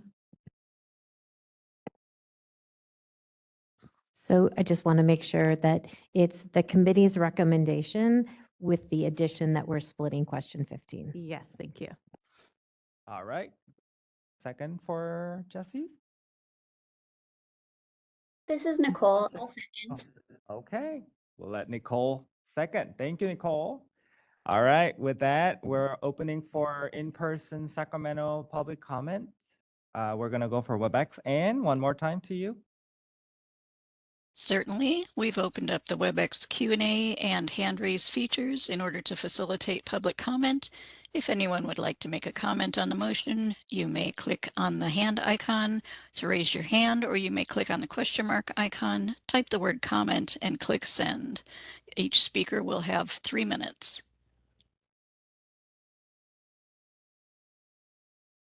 I do not see any requests for comment. Shall I close that feature? Yes, please. Thank you so much. Thank You're you welcome. for the suggestion, Dr. Dang, and we're ready for vote. Jesse? Yes. Thank you, Trevor. Yes. Thank you, Renee. Yes. Thank you, Jose. Yes. Thank you, KK. Yes. Thank you, Maria. Yes. Thank you, Nicole. Yes. Thank you, Jason. Yes. Thank you, and I vote yes. The motion passes. Next is discussion and consideration of central fill pharmacies, including proposed amendment to Title 16 CCR 1707.4. Strategic Objective 1.2 calls for the committee and the board to consider and pursue necessary changes in the law regarding various pharmacy practice settings to ensure variances in the practice are appropriate. Consistent with this strategic objective, the committee scheduled discussion on central fill pharmacies as well as discussion on mail order pharmacies under the next agenda item. The committee previously considered a number of policy questions. Following consideration of the various policy questions, the committee determined it is appropriate to update its regulation to remove some of the ambiguity in the law. I want to quickly remind everyone that the committee previously received public comments suggesting that the board could convey its policy through a means other than through rulemaking, suggesting that the script article may be an appropriate means by which to convey the information. However, DCA Regulation Council confirmed that the board cannot interpret regulations through an FAQ or the newsletter. This must be done through regulation. As such, more recently during our January 2024 meeting, the committee discussed draft regulations. The committee and stakeholders had robust discussion around several provisions contained in the draft regulations, including on topics such as final product verification, the use of technology in central fill pharmacies, and concerns that the proposed regulation would disrupt central fill operations that already exist. Ultimately, the committee determined that the proposed text is not ready for consideration by the board. The committee received several offers from individuals interested in providing presentations to the committee on central fill models currently in use. It is anticipated that the committee will continue its discussion at its next meeting. Members, do you have any questions or comments on the committee's discussion and efforts to assess the board's current central fill regulations? I have Go ahead, just KK. one clarification that I need. So 1707.4, subsection A, subsection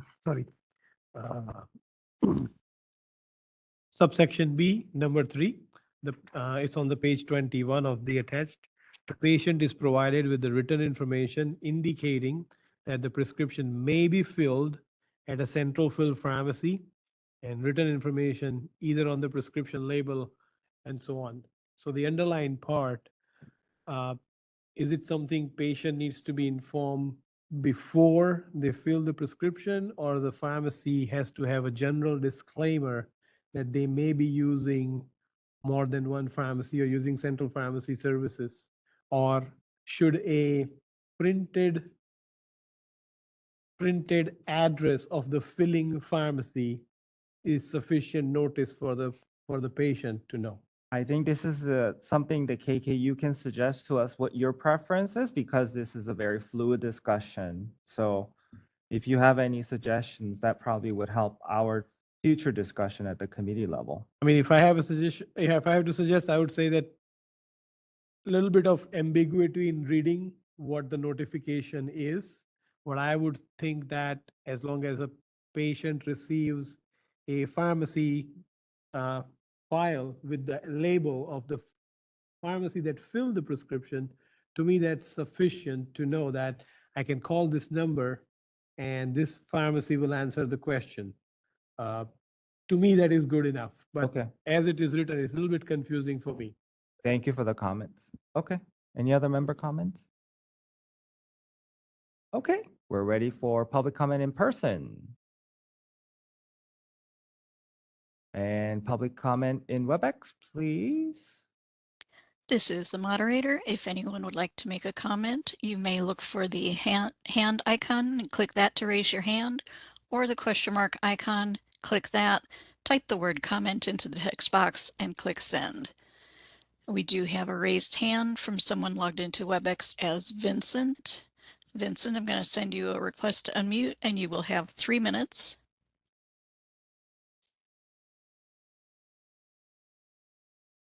You're unmuted. You can go ahead, Vincent. Okay. Hi, my name is Vincent. I work at CVS as a pharmacy technician. I think the disclaimer is very important because currently right now, when patients receive central fill medications at my pharmacy, they are not notified ahead of time that it was filled at a different pharmacy. And currently the label, which I have for myself, it says that my home store in Carson filled my medication. But then in very small letters in the bottom right, top right corner, it says central fill, but my pharmacy is not a central fill location. It's actually another county. I also think it's good to notify the patient that if a medication is going to be filled at a central fill pharmacy, that the patient should be notified that it will take more than 1 business day, because that has been consistently happening at my pharmacy, where the central fill medication does come from the pharmacy in about 2 to 3 business days, whereas I can get it from my outside vendor, McKesson, next business day. Those are my only concerns in terms of regarding patient notification. Thank you for your time. Thank you for the comments. And our next request for comment is from Lori Walmsley. Lori, I'm going to send you a request to unmute your microphone and you will have 3 minutes. And you're unmuted. Thank you. Good afternoon, board members. Lori Walmsley, Director of Pharmacy Affairs on behalf of Walgreens. Just again, would like to thank the committee for the robust discussions and for bringing it back to the committee. Look forward to future discussions on this topic. Thank you for the comments, Lori. And those are the only comments that I see at this time. Shall I close that feature? Yes, please. Thank you. You're welcome. All right. Next agenda item is proposed definition of mail order pharmacy. Oh, Nicole's camera went off. Oh, it's back up there. Okay. Members, as I reported during the board's November 2023 meeting, the licensing committee also began evaluation of mail order pharmacies. During the committee's prior discussion, a few key issues were identified, including the general inability for the board to inspect non-resident pharmacies, and that all pharmacies, regardless of business model, are generally regulated under the same legal requirements. Such an approach to regulation of the pharmacy practice provides for simplicity, but it can also lead to confusion and sometimes can result in patient safety concerns. During our January 2024 meeting, to further our discussion on mail order pharmacies, the committee considered a draft definition of mail order pharmacy, noting that establishing a definition could ensure a common understanding between the board and stakeholders. During the committee's discussion, several issues were identified, including what would be an appropriate threshold of shipped prescriptions to designate an entity as a mail order pharmacy. The committee believes the issue is appropriate for inclusion in the sunset report, but notes that additional consideration of the issue is necessary. As the chair of the committee, I will be working with staff on next steps before the issue is discussed again at the April committee meeting. Members, do you have any questions or comments on the committee's next steps? Seeing none, we're going to open up for public comment in Sacramento. And we're going to ready for public comment in WebEx. If anyone would like to make a comment, you may click on the hand icon in order to raise your hand, or you may click on the question mark icon, type the word comment, and click send. Each speaker will have 3 minutes. And we do have a request for comment from Ure Igu. Ure, I'm going to send you a request to unmute, and then you'll have 3 minutes.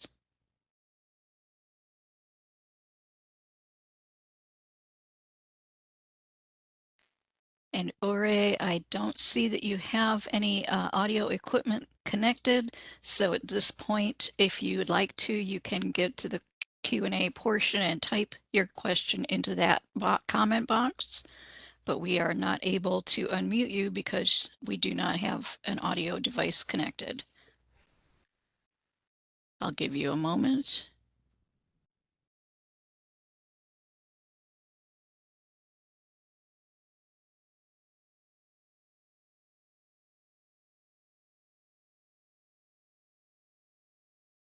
And I do not see any input from Ure. Other than that, we do not have any further requests for comment. Okay, for the interest of time, if the person is able to connect via audio, we will allow you to speak on that. So we're moving on. Any member comments before we move on? Okay, ready to move on to the next one, which is pharmacy technician training program requirements. The meeting materials detail relevant laws and regulations regarding pharmacy technician training programs as discussed in the materials. There are various pathways to licensure for pharmacy technician applicants, including completion of a pharmacy technician training program that meets specified requirements detailed in the regulation. The meeting materials describe some of the different types of pharmacy technician training programs, including those that are accredited by ASHP, ACPE, and employer-based training programs. Board staff have identified some issues with employer-based pharmacy technician training programs. Staff brought the issue to the licensing committee for awareness, but also to allow for us to consider if additional parameters are necessary to address some of the common issues identified. In addition, staff are bringing forward for our consideration potential changes to the statutory definition of pharmacy technician training. The meeting materials detail out some of the common issues board staff have encountered with pharmacy technician applications. As part of the committee's discussion, it was noted that as the issue is considered, a balanced approach must be taken to ensure barriers to licensure are not created while also ensuring pharmacy technicians are well-trained and educated. Public comment suggested that it was not appropriate to require employer-based training programs to be accredited and recommended that the committee receive a presentation on training programs that are accredited by ASHP ACPE. The committee did not take action on this issue, but will continue to consider the issue at the April 2024 meeting. Members, any questions or comments? Go ahead, Maria. Just one comment. I see that, the committee talked about the ASHP accredited and then the employer-based. There's actually a third group, which are community colleges, private universities, those kinds of institutions that provide technician training that are not accredited. Some of them are not accredited by ASHP.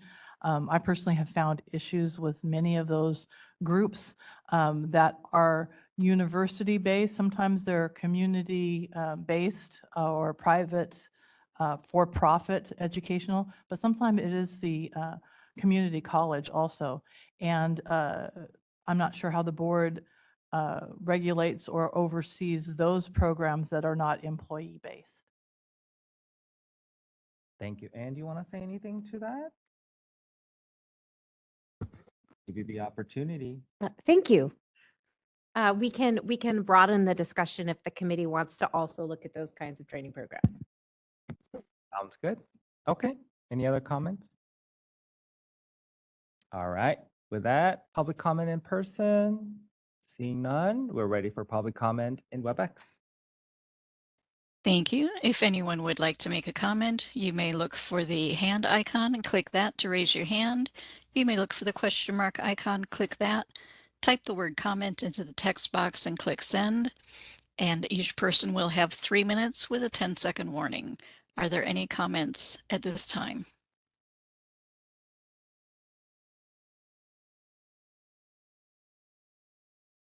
I do not see any requests for comment. Shall I close that feature? Yes, please. Thank you, Anne. All right. Next is proposed amendment to California Code of Regulation, Title 16, Section 1793.65, related to pharmacy technician certification programs approved by the board. Another pathway to licensure as a pharmacy technician is certification by an agency approved by the board. The board's regulation at 16 CCR Section 1793.65 lists the two programs currently approved by the board, which are the Pharmacy Technician Certification Board, or known as PTCB, and the National Health Career Association, which administers the Accept EXCPT exam. Section 1793.65 also includes a sunset date of December 31st of 2024, absent action by the board. The regulation will be repealed on that date. As the meeting materials highlight, the board needs to evaluate the examinations used by these two entities consistent with the Department of Consumer Affairs licensure examination validation policy. The board has contracted with the department's Office of Professional Examination Services, OPES, to perform the work necessary in compliance with the department's policy. However, that work will not be completed in sufficient time for the board to consider the results and promulgate regulation as appropriate based on the findings and subsequent board action. Following the discussion, committee agreed with the staff recommendation to pursue an 18-month extension of the sunset date. The committee noted that such action will allow for the continued use of these two certification programs as a pathway to pharmacy technician licensure while the work is being performed by OPES and any subsequent regulation change is promulgated. While this two-step process is unfortunate, I believe it is necessary and appropriate to ensure applicants can continue to avail themselves of the pathway to licensure. The draft regulation language for our consideration is included in Attachment 4, along with the DCA licensure examination validation policy. Members, you'll note from the meeting materials that the committee is offering a recommendation that will serve as a motion. The committee's recommendation is to initiate a rulemaking to amend California Code of Regulation Title 16, Section 1793.65 as proposed to be amended. The full motion in the meeting is in the meeting materials and displayed on the slide. Members, do you have any questions or comments on the committee's discussion or the motion? Pretty straightforward here, so we're ready for public comment. In person, we're ready for public comment in WebEx. If anyone would like to make a comment, you may look for the hand icon and click that to raise your hand. You may look for the question mark icon, click that, type the word comment, and click send. And each speaker will have 3 minutes to speak with a 10-second warning. Are there any comments on this issue?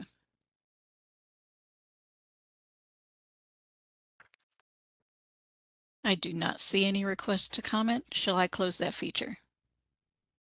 Yes, please. Thank you. All right. With that, we're ready for a vote. Jesse, how do you vote? Yes. Thank you. Trevor, how do you vote? Yes. Thank you. Renee, how do you vote? Yes. Thank you. Jose, how do you vote? Yes.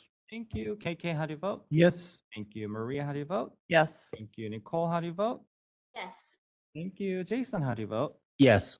You and I vote yes. Motion passes. Next is discussion and consideration of licensing statistics. Attachment 5 includes licensing statistics for the first 6 months of the fiscal year. The board has issued 5,119 licenses to individuals and 382 site licenses and 207 temp licenses. Congratulations to all of those individuals who received a license during this period, including new graduates of pharmacy schools and those entering pharmacy school. A review of processing times again shows improvement in several areas. The data report reflects the oldest application of each applicant type.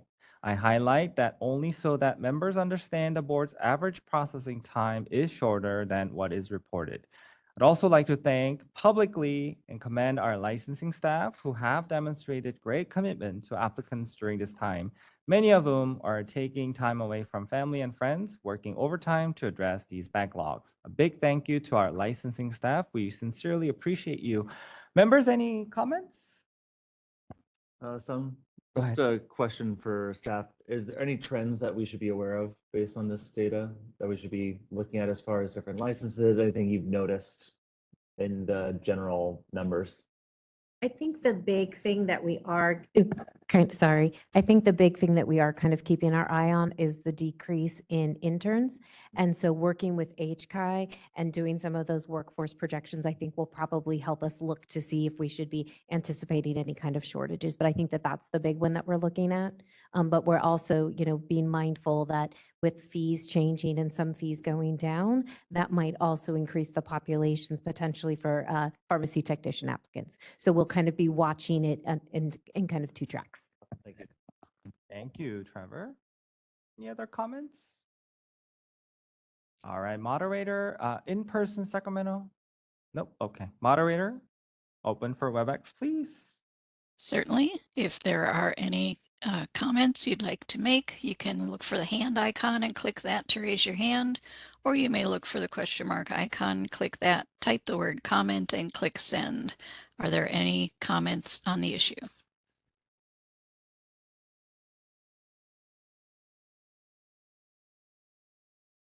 I do not see any requests for comment. Shall I close that feature? Yes, please. Thank you. Thank you to everyone. All right, we're ready to move on to next agenda item. Agenda item 10, Enforcement and Compounding Committee. I will turn the meeting over to Maria Serpa, Chairperson of the Enforcement and Compounding Committee, to provide a report on the committee's efforts. Thank you, Maria. Floor is yours. Thank you, President O. On behalf of the committee, I'm pleased to provide the board with a summary of the committee's efforts at our January 23rd, 2024 meeting. Thank you to my fellow members, Vice Chair Renee Barker, Indira Cameron Banks, Sung Oh, and Nicole Tebow. First item is a presentation on the Canadian Medication Incident Reporting and Prevention System by ISMP Canada. Members, as you may recall, as a part of our discussion in the implementation activities for Assembly Bill 1286, the board will need to approve an entity to receive and review medication errors. During the committee's October 2023 meeting, members and stakeholders indicated that presentations may be helpful to assist members in understanding the scope of work that may be appropriate for such an entity. As the board learned through the review of medication errors and efforts undertaken by other jurisdictions, there are Canadian provinces that mandatory reporting of medication errors, similar to requirements that we are implementing. During the January 2024 committee meeting, we received a presentation from several individuals representing ISMP Canada. As a part of the presentation, we heard from a consumer advocate on the importance of medication error reporting. The presentation provided high-level information about the reporting system, including different means by which pharmacies can submit information to the error reporting system. An overview was provided on the elements that must be reported, as well as some key findings from the Nova Scotia reporting over a 7-year period. The presentation slides are included in attachment 1. It was a wonderful presentation, and I encourage all of you to view the webcast and the presentation. Members, do you have any questions or comments? Okay, let's move on to public comment. Any comment in Sacramento? Seeing none, moderator, we're ready for public comment. Thank you. If you have any comment or question on or comments on the presentation, you may look for the hand icon and click that to raise your hand, or you may look for the question mark icon, click that, type the word comment in the text box and click send. Each speaker will have 3 minutes with a 10-second warning. We do have a request for comment from Peggy Binzer. Peggy, I'm going to send you a request to unmute your microphone and you'll have 3 minutes. You're unmuted. Presentation and for the opportunity to provide comments. We really appreciate the opportunity. I am Peggy Binzer. I am the Executive Director for the Alliance for Quality Improvement in Patient Safety. We are the professional association for patient safety organizations and their healthcare professional members, including pharmacies. We would like to encourage the board to allow other presentations. For example, there is another reporting system that operates in Ottawa, Canada province. We have several mandatory reporting systems that operate from the National Health Service in the UK. We also are very interested and encourage the board to select a listed patient safety organization as the entity approved by the board.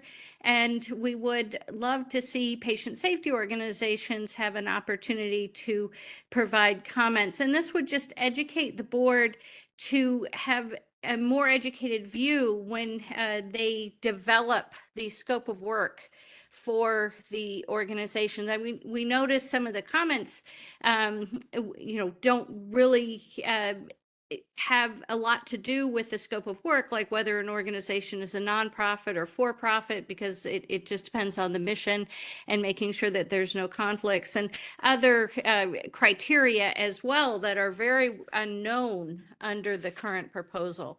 So thank you very much for letting us provide some additional views. Thank you. And I do not see any further requests for comment. Thank you. Moving on to the next presentation that we had at the committee, which was the presentation on medication error reporting by the Agency for Healthcare Research and Quality. As you may remember, through the work of the Medication Error Reduction Ad Hoc Committee, we also learned about the Agency for Healthcare Research and Quality, which is the lead federal agency charged with improving the safety and quality of healthcare nationally. The agency manages the network of patient safety database that contains voluntarily submitted medication errors submitted by patient safety organizations. Members, we received a presentation by Andrea Timashensky, who is the director of the Patient Safety Organization Division of the U.S. Department of Health and Human Services. Ms. Timashensky provided the history of the implementation of the Patient Safety and Quality Improvement Act. The committee also learned about common formats used to facilitate standardization of reporting, including common format developed specifically for community pharmacies. An overview of the reporting process was provided along with the information made available from reports submitted. Members, the presentation slides are included in attachment 2 of the meeting materials. Do you have any questions or comments on the presentation and the information provided? Seeing none, I think we're ready for public comment. Public comment in Sacramento. Let's move on to public comment via WebEx. And this is the moderator. If you would like to make a comment on this presentation, you may look for the hand icon, click that to raise your hand, or the question mark icon, click that, type the word comment, and click send. Each speaker will have 3 minutes. Are there any comments on this second presentation?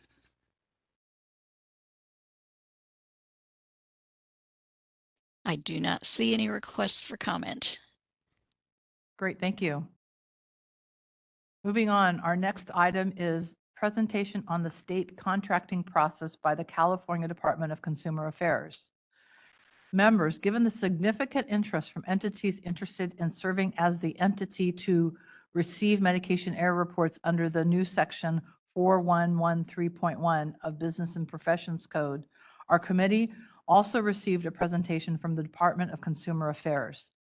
The presentation provided an overview of the request for proposal process, so such entities will understand how to engage in the process if they choose to do so. The webcast of the meeting is available on the board's website for anyone who is interested in learning more about the contracting process. Presentation slides are included in attachment 3. I wanted to highlight that the contact information is also provided in the final presentation slide. Members, do you have any questions or comments on the presentation or the information provided? We're ready for public comment. I don't see any public comment in Sacramento, so let's move on to WebEx public comment. Thank you. If anyone would like to make a comment on this third presentation, you may look for the hand icon, click that to raise your hand, or the question mark icon, click that, type the word comment, and click send. Each speaker will have 3 minutes.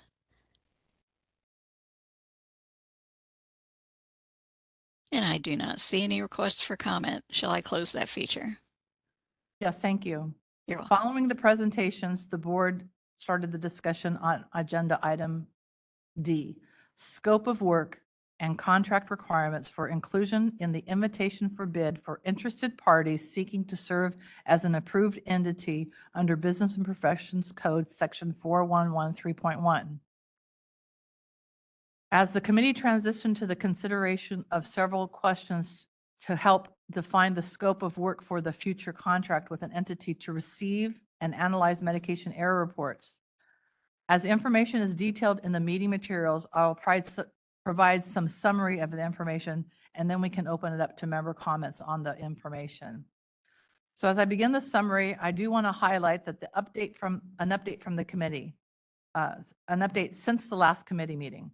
At the recommendation of the Department of Consumer Affairs, a request for information will be released to provide stakeholders with another opportunity to provide input on the scope of work provisions. So with that, I want to highlight that while the board will not be approving the scope of work, it is an opportunity to provide comments on the committee's discussion. I hope that's clear, okay?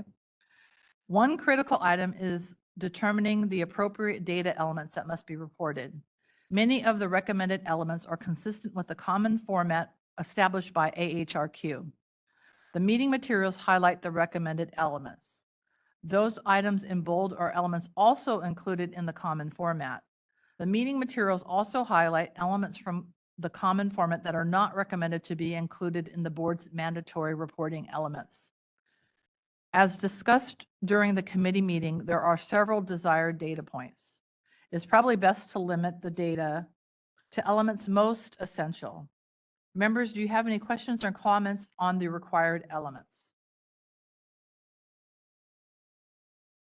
There were several. Sorry, Chair Serber. So am I correct in saying, like, seeing that the bolded ones are the recommended for inclusion and the unbolded ones are not to be included?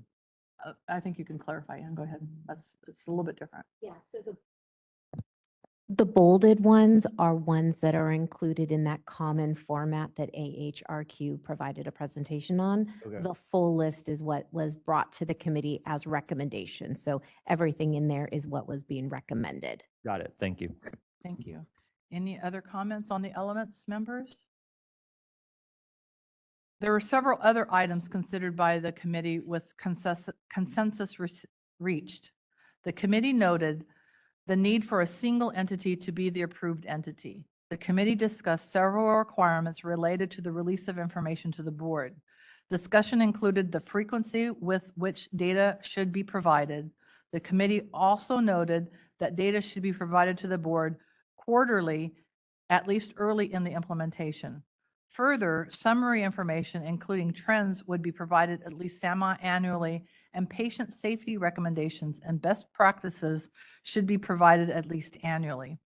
I want to highlight that there are certain types of events that the committee felt must be reported more immediately, such as patient safety alerts, given the urgency of the issue, need to be disseminated on an as-needed basis. The committee also believe that the board needs to have the ability to request ad hoc or custom reports. Members, do you have any comments on those items that we discussed?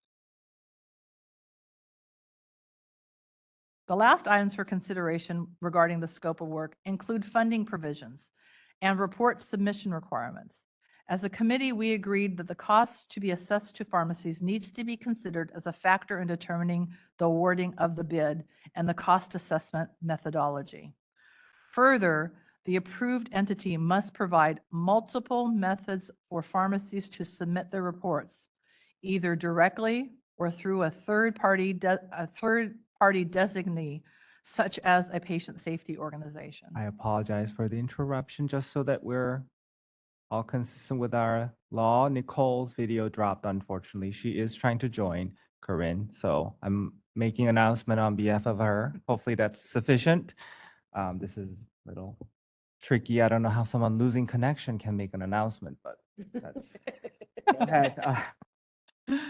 Thank you, President O. So that was the part that was talking about the costs need to be considered, and that the approved entity must provide multiple methods for pharmacies to submit their reports, including direct or through a designated third party, such as the patient safety organization. Any comments on that section? So just for clarification, so I guess the committee has decided that pharmacies may report to a PSO, and then that PSO will report to, okay, that makes sense. Great, thank you. Any other comments? The last item for consideration is if the board wishes to delegate a member to serve on the panel responsible for reviewing the proposals and to select the vendor. Members of the committee agreed that the appropriate member to serve on the panel, that I am the appropriate member to serve on the panel. I guess that's the sentence. To facilitate this delegation, a recommended motion is included in the meeting materials and displayed on the slide. Members, just to be clear, that the committee suggested that I sit on the DCA contract panel that will be reviewing the requests. That, I don't think it's on here, but that information would come back to the board with a recommendation, so that it's not a separate decision-making body. Well, it is a separate decision-making body, but the board would have oversight. Did I say that correctly, Corinne? I think what you meant to say is that the panel and the bid process will determine the winning bidder, and then the winning bidder will be presented to the board for a final stamp of approval. Yes, thank you. It's a very complex process, and so the words are very important. Members, any questions or comments on that, on having me be the designated person? Nicole, could you just announce that you've joined? Hi, I'm back. Sorry, Thank technical you. No issues. worries. And please, again, feel free to just speak up. Thank you. Thanks. Sorry, I just had a question about, do we know like a timeline on what that bidding process looks like? Just out of curiosity. So during our presentation, I think it's in the slide, there was a timeline that was presented, but Ann, do you remember the overview? One of the slides talked about how long it takes. I think it really does depend on the scope of it, but generally 6 to 9 months, because they're doing a request for information in advance of that. I think we're probably looking at the longer time frame. Yeah. Great, thank you. So with This is- that, sorry. go ahead. This is just my first experience on the committee with the contracting and everything. So is this typical to have a representative from the board on one of these, just for my own institutional knowledge? This is kind of new to all of us. Yeah, I think that the point is, right, at the staff level, I am not the policy, so delegating to ensure that a member of the policy making board is part of, as part of that process at the staff level, we would appreciate it, and I think the committee agreed that was a value add. Anything else from members? So with that, let's open up to public comment on this section.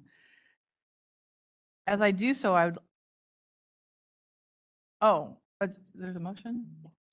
Oh, did they have to? Oh, sorry, I skipped that part. So with that, for that last section, I do need a motion before we go to public comment. I can provide the motion. I'll just read that.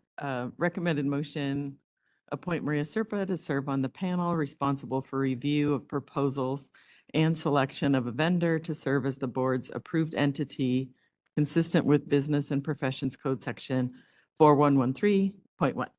I'll second that motion. Great, thank you. With the motion and second, we're ready for public comment. As I do so, I'd like to again ensure that all the interested parties are aware of the contract information to advise. So let me say this correctly because this is important. I would like to again ensure that all interested parties are aware of the contract information to advise the Department of Consumer Affairs of your interest in participating in the request for information and the request for proposal process, which is included in the meeting materials. And I see, Mark, we have you for public comment here in Sacramento. Thank you, Chair Serpa and members of the board. It's nice to be in Sacramento and see everybody in person today. Mark Johnston with CVS Health. CVS pharmacies have contracted with a federally listed patient safety organization, or PSO, for more than 10 years, gaining valuable education and insight related to patient safety and quality. As ARC highlighted in its presentation to the Enforcement and Compounding Committee, there is significant value in working with a PSO to improve patient safety. PSOs are uniquely qualified to collect and analyze information to provide feedback to providers to improve patient safety. As such, we urge the board to consider listing by ARC as a PSO as a necessary qualification for the designated entity for accepting error reports under AB 1286.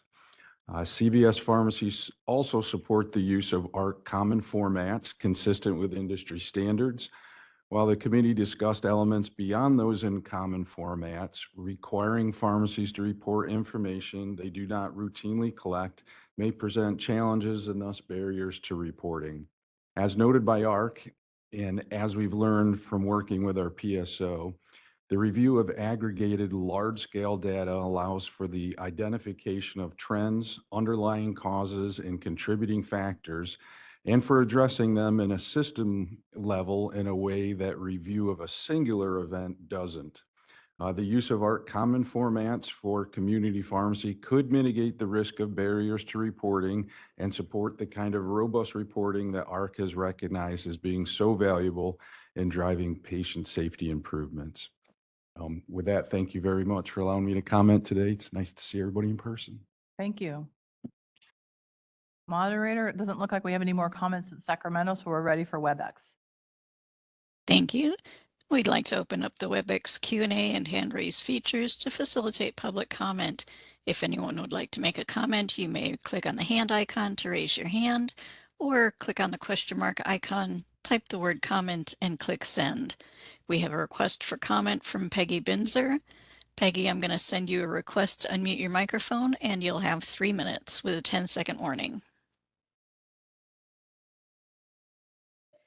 Thank you so much for, again, another opportunity to provide comments on this very, very important issue. I'd like to start by echoing the CVS comments that were just made. I think he actually stated it better than I could about the benefits of using a patient safety organization and highlighting that. I did want to make a correction to the minutes, and that is the pharmacy unique identifier is identified as an element of the ARC Community Pharmacy Common Format. And if you look on the PSO PPC website, you'll find that the Common Format doesn't actually have that as a reporting element.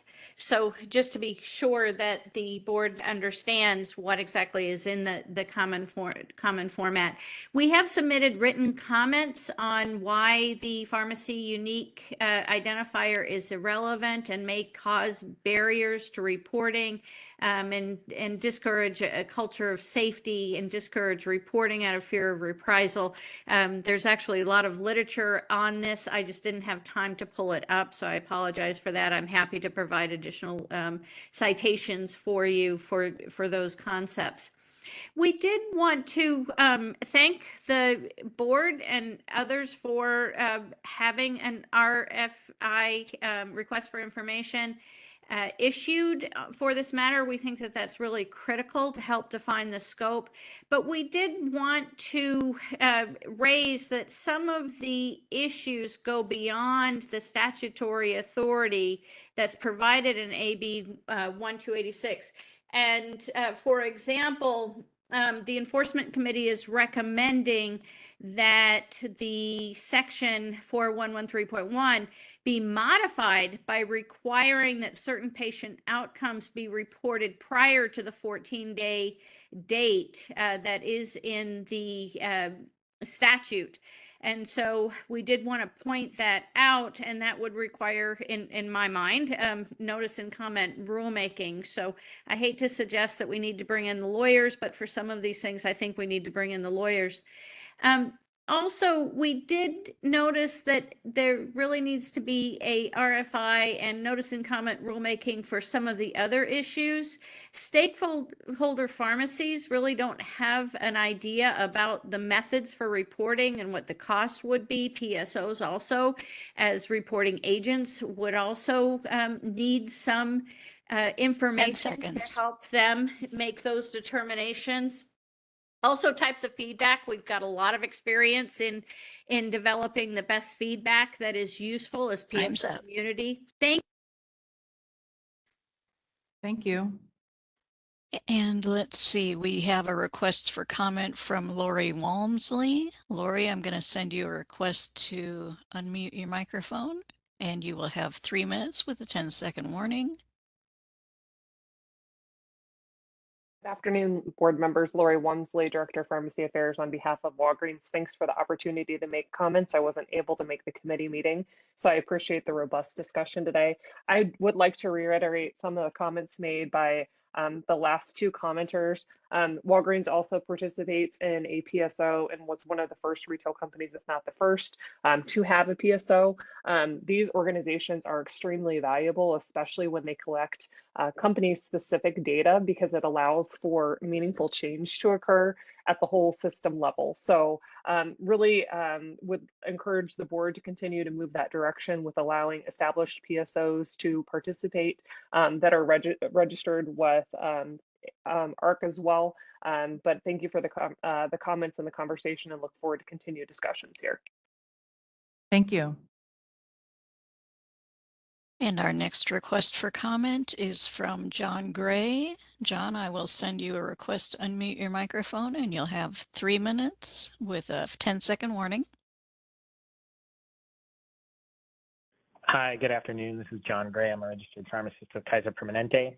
Thanks for the opportunity to provide comments. Really just wanted to echo the two main points in Ms. Binzer's letter to the board. First, that the pharmacy unique identifier should be removed as a data reporting element for the board's error reporting system. Again, as Ms. Binzer pointed out, that is not a reporting element in the AHRQ common format for community pharmacy, nor does ISMP Canada collect data that would allow for identification of the pharmacy, which we heard during their presentation.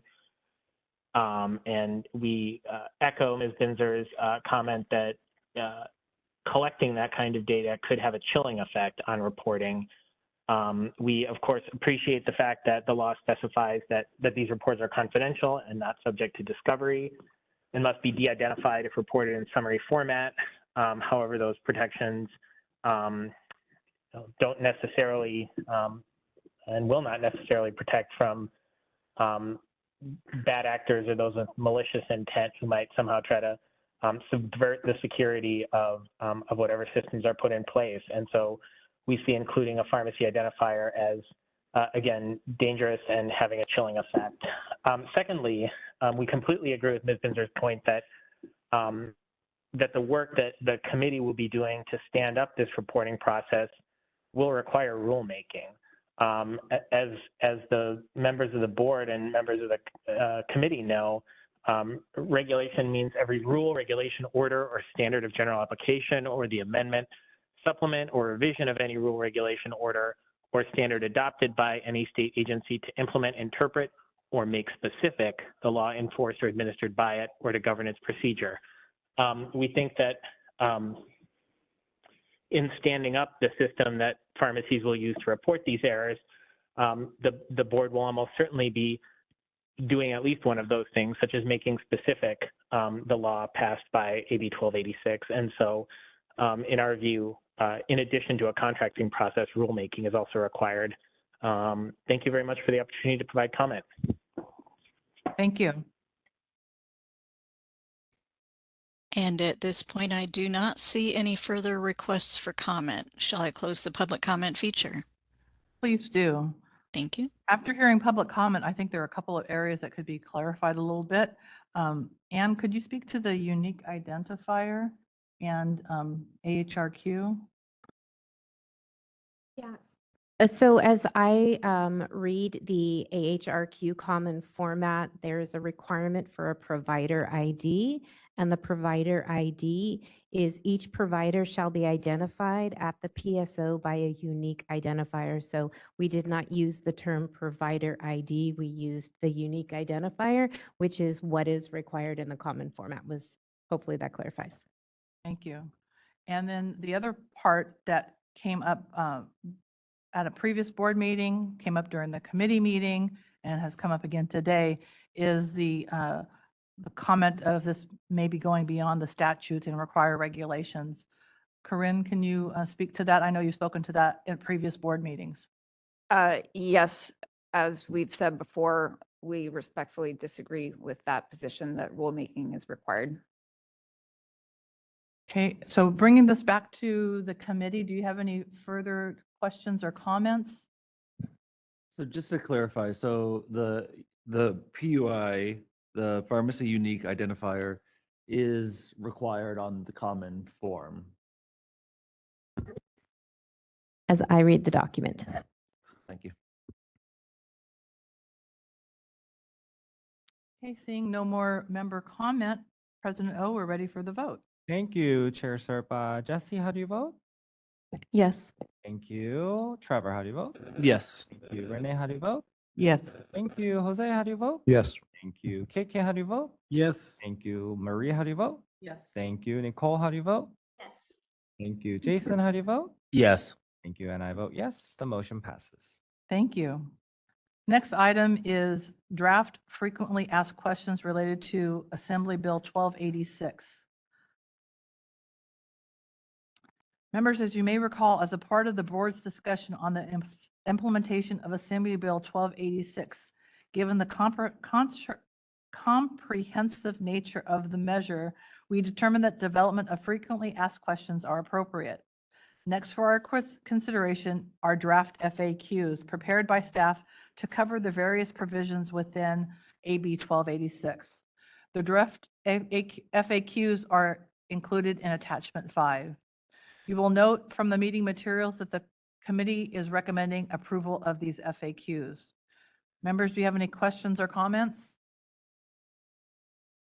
I do. So there's a couple other questions I would maybe recommend adding to the FAQs that have just come up since January 1st. So I've gotten some questions from pharmacists asking if interns qualify, because I know technically the regulation states that there needs to be a clerk or a pharmacy technician with the pharmacist at all time. And then clarifying that even further, is a paid intern who's actually employed versus someone who's on rotation, for example, their IPI or API rotations. And then the other question that has come up from a few pharmacists that I've heard is the requirement under rest periods. So for example, if a technician or clerk's rest period or lunch break falls separately from the pharmacist themselves, does there need to be like a supplemental person or clerk working with the pharmacist at all times? And I think that's a potential additional question we should maybe add to that FAQ form. So taking those separately, if you look at Assembly Bill 1286, it speaks specifically to pharmacy technicians as a licensed category, That's why it's not talking about interns. And so I'm not quite sure how to add that to the FAQ. What's your specific ask? So the question is, if a pharmacist is solely staffed with an intern, does that meet the requirement under AB 1286? Okay, that's a different section. Sorry, I was misunderstanding you. So Anne or who can help us with the FAQs about that section? So I don't know that I'm prepared to answer that question, but if the board believes that that is an appropriate question to add, we can add the question and then what the answer is, if that makes sense, right? What I'm thinking is you're not looking for us to answer that question right now, but to include the question and answer in that, if I'm understanding correctly. Yes. Okay. So just to kind of clarify, where would we put that question? So I get in the right section. What section are you talking about? It would just be an additional question But under under the what section? Under FAQs. minimum staffing? Yes, under requirements, minimum or- staffing. Okay. So I guess it would be a two-part question. The first question would be, if a pharmacist is solely scheduled with an intern, does that meet the minimum staffing requirement? And then the second follow-up question to that is, if it makes a difference, if it is an employed intern versus an unpaid intern on rotation. And the reason I ask that is because our unpaid interns are not allowed to handle money and they're not allowed to actually bring patients up at the register. So that's something that I'm sure pharmacists would like to know in the FAQ. So that section only has one question and it talks about what are the minimum staffing requirements? So rather than adding another question, could that answer be added to be a little bit more clear? Because it talks about there that it says at least one clerk or pharmacy technician fully dedicated to performing pharmacy related activities. Do you want it to say at least one clerk, pharmacy intern, or pharmacy technician? Well, I don't know because I don't know what the answer to the question is yet. So that's why I was suggesting having it as a separate thing. And that way the board staff and council can review that and determine what the correct answer is. I'm not quite sure. Does that fall under the scope of what this FAQ is about? And I'm a little concerned that that's kind of going beyond AB 1286. So I'm not quite sure where to go. You want to take it back? And Yeah, I think one possible thing to consider is FAQs can be living documents. So we could move forward, and I'm just throwing out an option, right? Move forward with what we have and then allow for us to kind of do a little bit of research if necessary. You know, I don't want to, I'm not an attorney, so I get nervous. And then we could bring back if there should be further things. So I'm hearing that there might be an additional question that we'd like to include in there related to whether or not an intern voluntary and or paid, right? Maybe that's two questions, maybe it's one question. I need to talk to councils about it. We could bring back like an updated version at a future meeting so that we could maybe get some of this other information out. And then, so it's a two-step, it's not as pretty, but might allow us to release some information while we continue to consider the others. Perfect. And then I guess that that one about rest periods and meal breaks, I think that would also fall under minimum staffing. yeah, I think that sounds like a great idea. I think that maybe the ask is how does AB 1286 impact minimum staffing when pharmacy interns are present or something like that. So it's all about pharmacy interns, right? The that's a big first part, yeah, the first part is about pharmacy interns, and then the second part is just what any pharmacy personnel who has left the pharmacy for their rest period or meal break. So the second ask would be, do we need to, or should we, let's add a question about rest periods and meal breaks to actually have something specific. And if you're okay with what Anne suggests, we could work on the committee to add 2 more questions and just move ahead on these. Yeah, that sounds great. That sounds great. Thank you. Thanks for helping me to understand what you're saying. Anything else from? Let's see, where am I? Am I here? No. I actually do have one other one on a different section. Uh-huh. Let me see, which section would this technically fall under? So with the, I guess this would be under the PIC, let me see. Oh, staffing decisions section. I'm wondering if there can maybe be an additional question about if the person is a PIC and they're being asked to ask permission from another person for staffing, kind of what should they do in that scenario? I think a lot of the times PICs are asked to report to either a district manager or a store manager to get approval on certain staffing things. So for example, if someone calls out sick and they need someone to stay who has agreed to do overtime, they're still being asked for permission to do that. So I think some sort of, not necessarily scenario, but I think a little more guidance to emphasize the autonomy and not reporting to other people, I think would be helpful. So in looking at question number 9, does that need to be adjusted a little bit? Because I think that's what it was trying to address. I think so. I think it kind of gets into that, but I think there was also there's also a piece kind of on like what to do or specifying that no entity should be preventing a pharmacist from practicing AB 1286. So if there's any barriers in place, kind of how the pharmacist should respond to that. That makes Okay, sense. I see your point. So it's more of that you do all these things, what's your next step of escalation? Exactly. Yeah. If there's For something escalation in pathway. place where you're being asked to ask permission, or if there's any essentially obstruction from the PIC from practicing their autonomy when it comes to staffing decisions. So go ahead. So I think that that might fall under the unprofessional conduct piece. So if, again, if the board is agreeable, perhaps if we kind of are understanding the essence of the issue, perhaps we can work offline with council. I feel like it probably falls under the unprofessional conduct piece on this one specifically, but would like to have the opportunity to confer, make sure that I'm not sending you guys down a horrible rabbit hole on that one. And then we can, like I said, bring back to, I can add it to the next agenda, Maria, if that's what you'd like for me to do. Yeah, that'd be great. Those are three Perfect. great additions. Thank you. Thank you. Any other comment from members? Okay, with the committee's recommendation serving as the motion, we'll now open to public comment.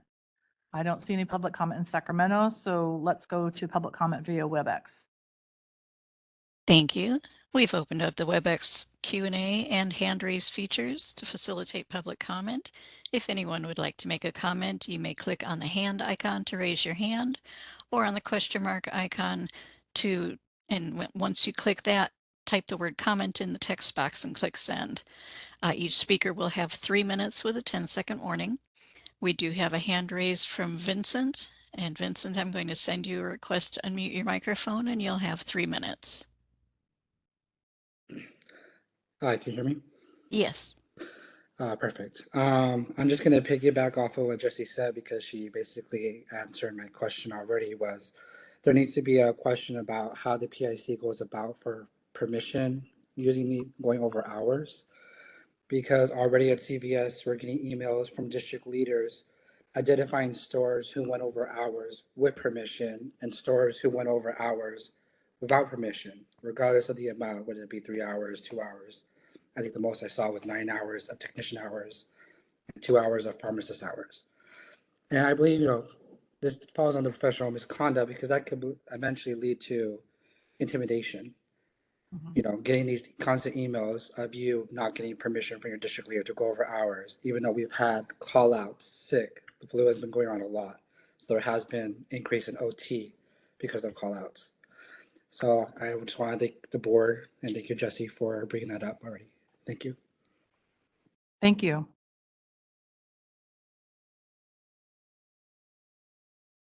And I do not see any further requests for comment at this time. Shall I close the public comment feature?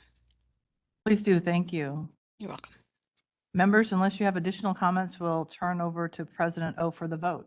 Thank you, Chair Serpa. Jesse, how do you vote? Yes. Thank you, Trevor. How do you vote? Yes. Thank you, Renee. How do you vote? Yes. Thank you, Jose. How do you vote? Yes. Thank you, KK. How do you vote? Yes. Thank you, Maria. How do you vote? Yes. Thank you, Nicole. How do you vote? Yes. Thank you, Jason. How do you vote? Yes. Thank you, and I vote yes. The motion passed.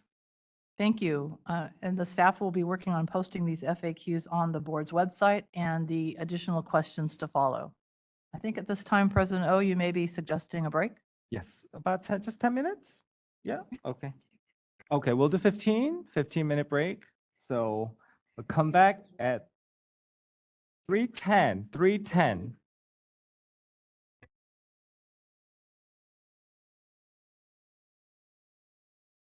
We'll take a quick roll call and hand it back to you, Maria. Jesse? Present. Thank you. Trevor is gone. Renee? Oh, Renee's not back. Okay, we have to wait because we don't have a quorum. So I'm gonna just go down to Jose. Present. Thank you, Jose. KK? Thank you, Maria. Present. Thank you, Jason. Here. Thank you, and I'm here. Nicole, you're here, right? Yes, I'm here. Thank you, Nicole. We're just waiting on Renee. Good. Oh, I guess we could proceed. So we could move. to items that don't require action and then come back. Or we could have Nicole, watch she's participating remotely and get her a quorum that way. Yeah. You want to have Judy give her DCA update? She's here. Well, since, yeah, well, we can just go to the 2, 1, 2, 3. F. I'm sure she's just around the corner. All right. Nicole, would you mind, Her phone there? She didn't take her phone. for the purposes of quorum, you are attending remotely, and for you to count as a quorum, There she is. oh, Renee's back. okay, we're good, Nicole. All right, never mind. Okay, if you All right, we're all, if you need me to at any point, though, let me know. I can. all right, we're just navigating, and we have a member back. Renee is back. Renee? Present. Thank you, Renee. All right, back to you, Chair Serpa. Thank you. Continuing with item F, proposed revision to frequently asked questions regarding the use of mobile units. Members, as a part of the implementation of AB 663, updates to the board's FAQs related to mobile units is required. During our meeting, we had an opportunity to review the proposed changes to the FAQs. Recommended changes were offered during the committee meeting. Attachment 6 includes the FAQs incorporating the changes to question 8 as requested by the members. You will note from the meeting material that the committee is recommending approval of these FAQs. Members, do you have any questions or comments on the FAQs relating to mobile units? The committee's recommendation serving as the motion will now open to public comment. Any public comment in Sacramento? Seeing none, let's go to public comment via WebEx. Moderator? Thank you. If anyone would like to make a public comment, you may look for the hand icon and click that to raise your hand, or you may look for the question mark icon. Oh, my apologies. Let me reactivate that. And the question mark icon, once you click that, you'll be able to type comment in the text box and click send. And each speaker will have 3 minutes with a 10-second warning. Are there any requests for comment?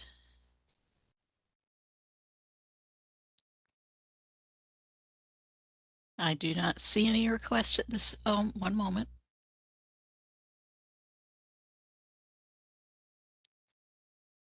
Let's see, my apologies. And Ure is requesting to see the public comment slide. I hope that's acceptable for you, Ure, and I'm happy to send you another request. Let's see.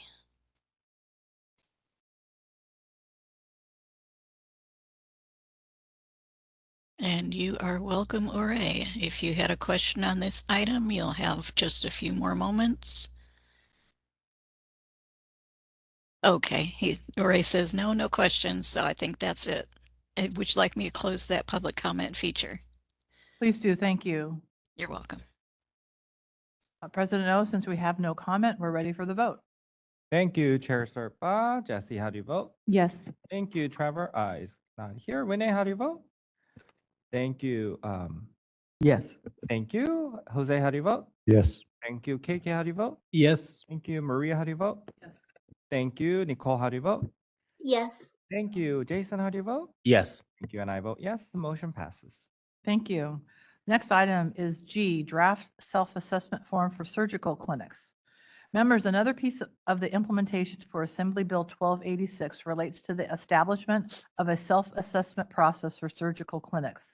Attachment 7 of the meeting materials is the draft self-assessment form that was updated to include changes identified by the committee chair and council after consideration of public comment during the committee meeting. The changes are reflected as underlined and strike through. As I shared during the committee meeting, because the self-assessment process for surgical clinics is established via statute versus regulation, the board is not needing to incorporate the form via reference in regulation. Given that, I believe the approval process will be streamlined. The committee is recommending approval of the draft self-assessment form. Members, do you have any question, comments on the form? I just have a question, generally speaking, for these self-assessment forms. And I'm not sure if this is an enforcement committee thing or maybe it's more communications, but is there a plan on how to inform surgical clinics of the self-assessment requirement? And I guess how are we going to ensure that does get implemented? Because from my understanding, I don't think they need to subscribe to our email, or do they have to subscribe? Okay, so it will be via email. Okay, thank you. With the committee's, seeing no more, with the committee's recommendation serving as a motion, we'll now open the discussion for public comment. Seeing no public comment in Sacramento, we're ready for public comment on WebEx. Moderator? Thank you. We've opened up the WebEx Q&A and hand raise features to facilitate public comment. If anyone would like to make a comment, you may click on the hand icon to raise your hand or the question mark icon and then type the word comment and click send. Each speaker will have 3 minutes. We do have a couple of requests for comment, one from Gregory Tertes. I'm going to send you a request, unmute your microphone, and then you'll have 3 minutes with a 10-second warning. You're unmuted. My name is Gregory Tertes. I'm a pharmacist consultant. I specialize in working with the ambulatory surgery centers. I made some comments at the committee level on this and appreciate the changes that were made, some in respect to the comments that I made. In reviewing this updated document, I did want to point out 2 more things if that has a chance to be edited. In particular, 5.9 addresses cures for prescribers who are authorized to prescribe. And there was nothing mentioned about, forgive me, I don't know how to reference the code, but it's 11165.4 section C, where it talks about who is exempt from having to report to check cures. And it includes licensed clinics when a prescription is for less 7-day supply or less. And that is not mentioned in this self-assessment form if that exception is being used. And then the other comment I had is on 7.8, which has to do with providing translation for directions for use. And it does use the word pharmacy. However, if this is being dispensed by a surgical clinic, I think it would be appropriate to change that wording to surgical clinic. Those are all of my comments. I appreciate all the effort being put into place with regards to the self-assessment form and look forward to implementing this in all of my clients that are registered with the Board of Pharmacy. Thank you. Thank you. And our next request for comment is from Sandra Bardas. Sandra, I'm going to send you a request to unmute your microphone and you'll have 3 minutes with a 10-second warning. You're unmuted. You can go ahead.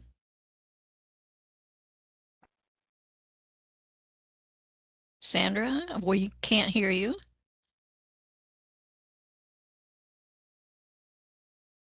Sandra, we have you unmuted, but we cannot hear you. If you'd like, you can type your comment into the Q&A box. Another option is to pull the drop down next to the mute and unmute and see if you've chosen the correct device, speaker, or microphone.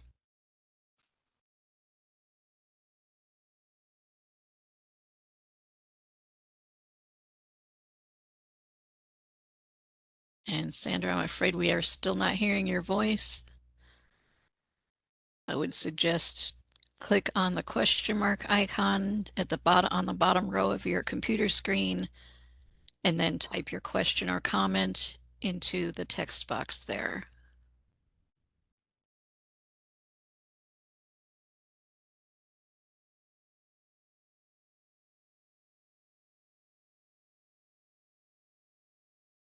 And beyond Sandra, we do not have any further requests for comment.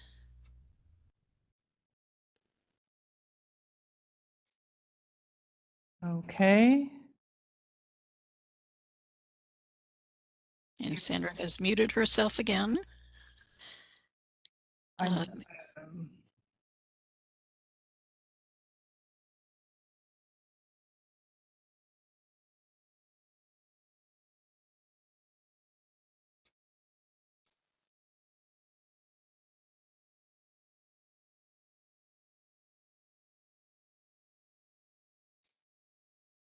At this point, I do not see Sandra's hand raised either. Okay, if she's still connected, you asked her if she could type in her comment, but that didn't work either. I have not received anything through the Q&A feature. Okay, Let me, any other public comment? no, well, let's see if Sandra, nope. My apologies. No, Sandra's logged out. Sorry. Okay, she may be Shall- trying to log back in and as Exactly. we can move on. And if she does, just let us know. Alrighty. Okay, That's the end of public comment for this item. thank you. You're welcome. I heard two areas, and I appreciate that I wanted to discuss further with the members. And that the first one is the easiest one, 7.8. Anne or staff, or I'm not sure if this is Corinne's area. Should the word pharmacy be changed? Is that not correct? 7.8. I think that we need to look at the language. I think it should be changed, but I would want to confer with council if the members are comfortable moving forward and then delegating. That would be a non-substantive change because it would be Yes. consistent with the policy. Great. If members are comfortable with that approach. Great. And so we just have to amend the motion to add that? Or is that a non-substantive change so we don't have to amend the motion? Right. The other one is regarding 5.9, and I just quickly brought up 11165.4C. Public comments mentioned licensed clinic, but it says as described in Chapter 1, Section 1200, Division 2, and I'm not sure if surgical clinics fall under that exemption.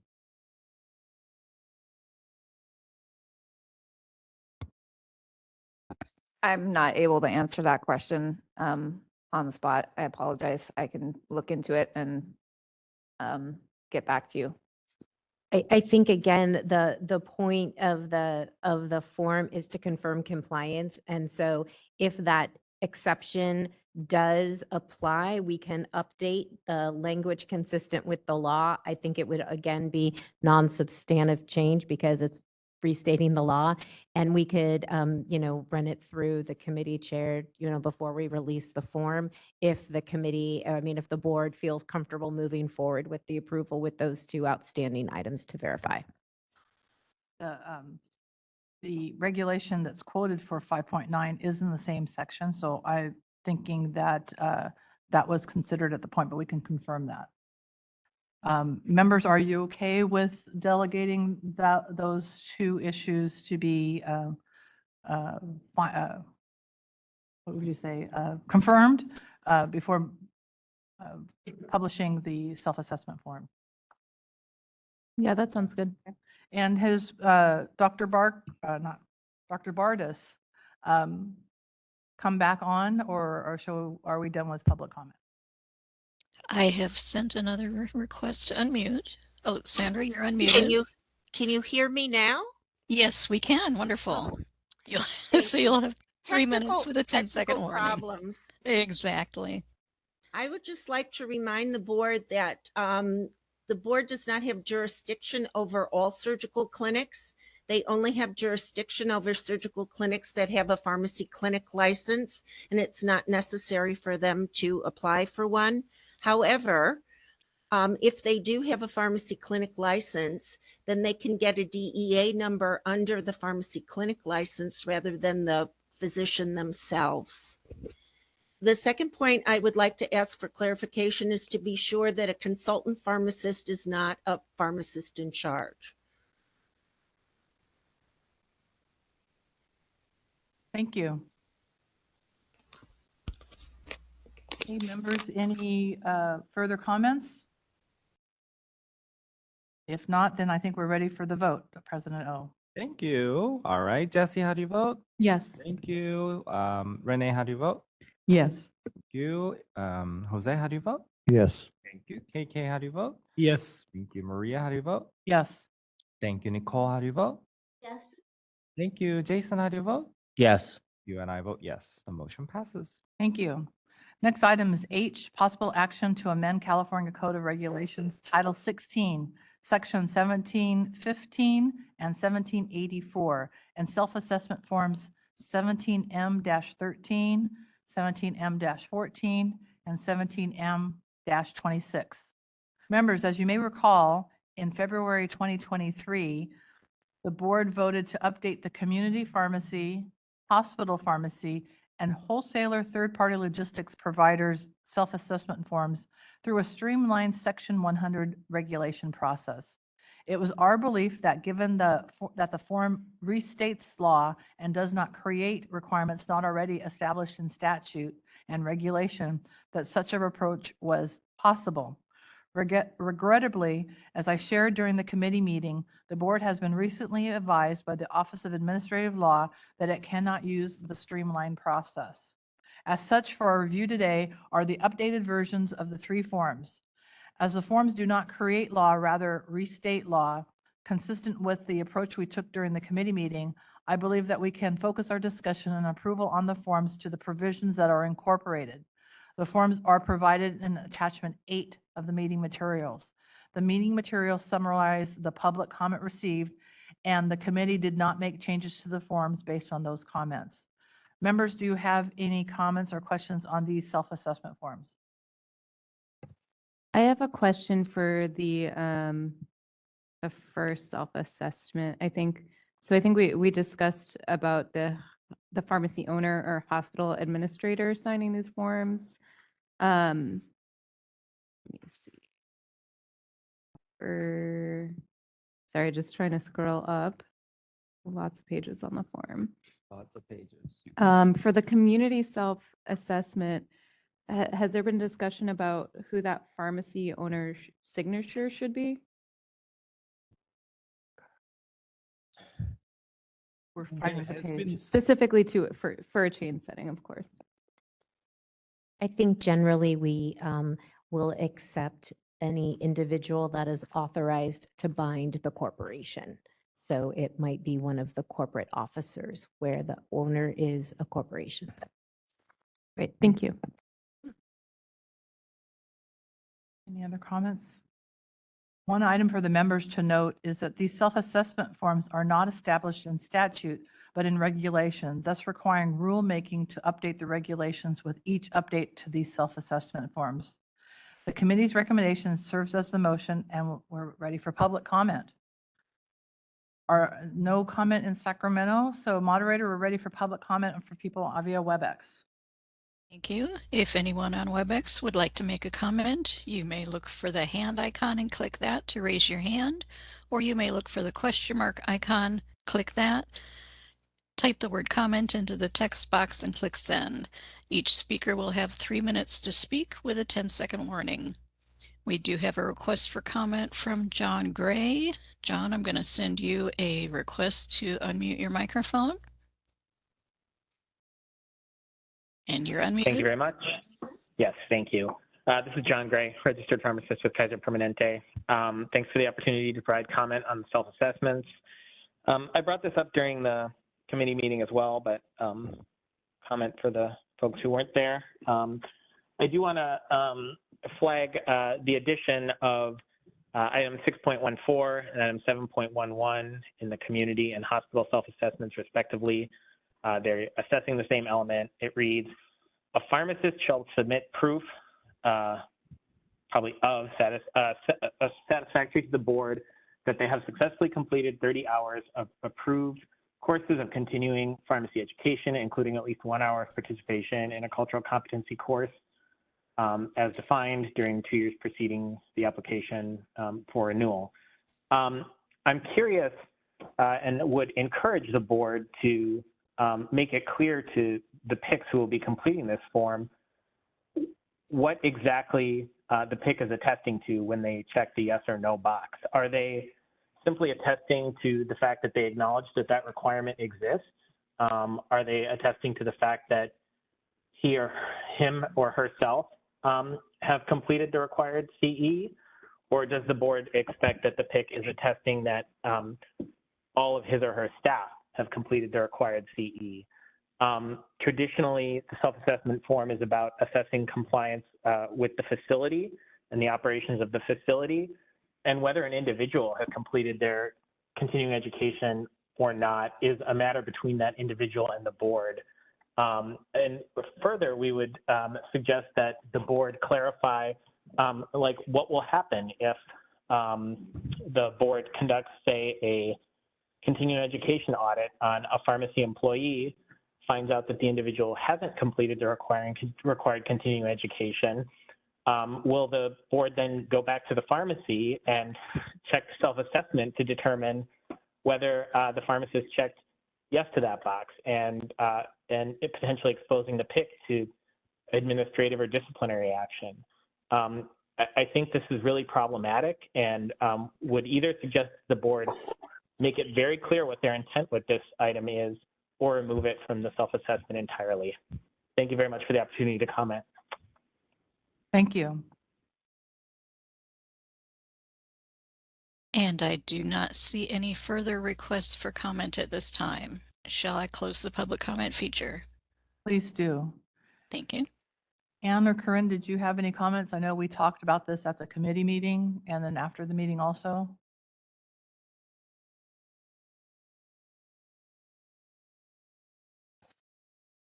I don't really have any comments on that. Yeah, I think I would just say that I would caution or refrain, encourage the board to not provide any clarification on what potential outcomes could occur, because that would be predetermining the outcome from a very fact-specific investigation, which I believe was part of the comment that was done. I would note that an individual that does not complete it, right, their license will be going on an inactive status, consistent with the statute, and then that individual would no longer be able to practice until the license was then reactivated and met all of the requirements. Thank you. Members, do you have any additional comments? I do. I'm also confused why that's included on this form. I think I agree with the comments that this is specific to the facility. And I could be wrong, but I don't see any other attestation regarding the other required CEs. So I guess I'm confused on what the intention is behind it, and would potentially suggest removing 6.14 entirely. Members, what are your thoughts? There's another section in the hospital one that has the same wording.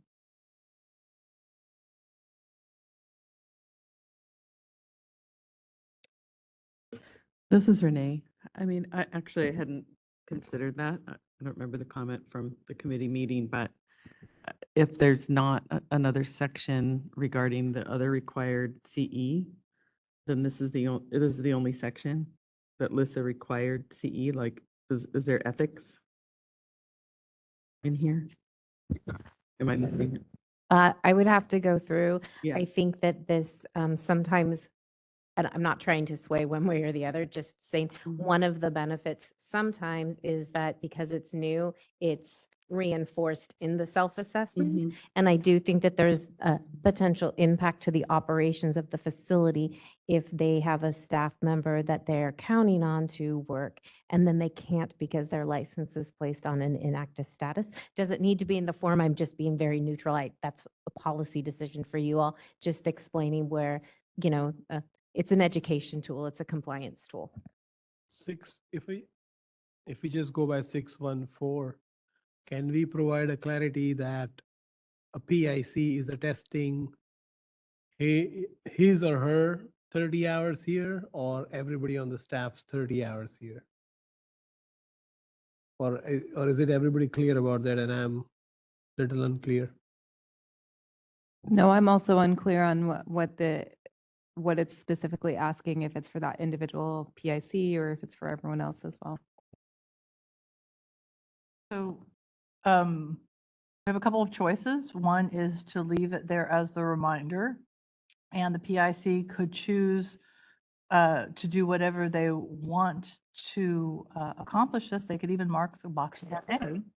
There's nothing that keeps people from marking things as NA, but it does give them the opportunity to remind their staff such that they don't end up having staff in an unlicensed category without knowledge. But I also hear your comments that perhaps 614 and 711 could be removed. So I'm kind of trying to see, do you want to continue with the board's motion or the committee's motion and vote it down? Should we take a vote and then give another motion, or what's the pleasure of the committee? Should we just go ahead and vote and see how it falls? Just as another note, if the intention is that the PIC is ensuring that all staff is compliant, then it should also say pharmacy technician, since this is the first time that pharmacy technicians. So that's actually, yeah, in the form. It's 9.9. It is in form? Yes. 9.9? Okay, thank you. Just because this is a rulemaking now, I would suggest that we proceed. I believe all these could be incorporated subsequently down the road once we have some clearer. That's true. This is just to start the rulemaking process, and so there'll be additional public comment and testimony and 45-day comment periods. Just remember, we voted on a regulation that started in 2022 of January. So I just wanted to get the ball rolling. So I think I would just recommend that we kind of just look at a little holistic level and proceed. So with the committee's motion present, and there will be a 45-day comment period for us to review the public comment again. Hearing the last comment from President O, I think we should go ahead and vote on the motion as it stands. President, we're ready for the vote. Thank you, Chair Serpa. We're going to go for the vote. Jesse, how do you vote? Yes. Thank you, Jesse. Renee, how do you vote? Yes. Thank you. Jose, how do you vote? Yes. KK, how do you vote? Yes. Thank you. Maria, how do you vote? Yes. Thank you. Nicole, how do you vote? Yes. Okay, Nicole, again, please speak up. Just drop us a note, okay? Jason, how do you vote? Yes. Thank you, and I vote yes. The motion passes. Thank you. Last agenda item is enforcement statistics. Attachment 9 of the meeting materials include a summary of the enforcement statistics for the first 6 months of the fiscal year. The board has received 1,639 complaints and closed 1,371 investigations. The board has issued 95 letters of admonishment, 430 citations, and referred 142 cases to the Office of the Attorney General. As of January 1st, 2024, the board has 1,582 field investigations pending.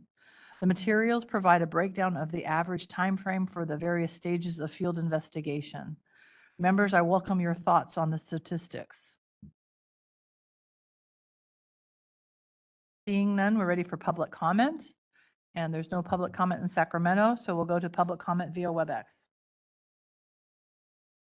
Thank you. If anyone would like to make a public comment, you may look for the hand icon and click that to raise your hand. You may look for the question mark icon and click that.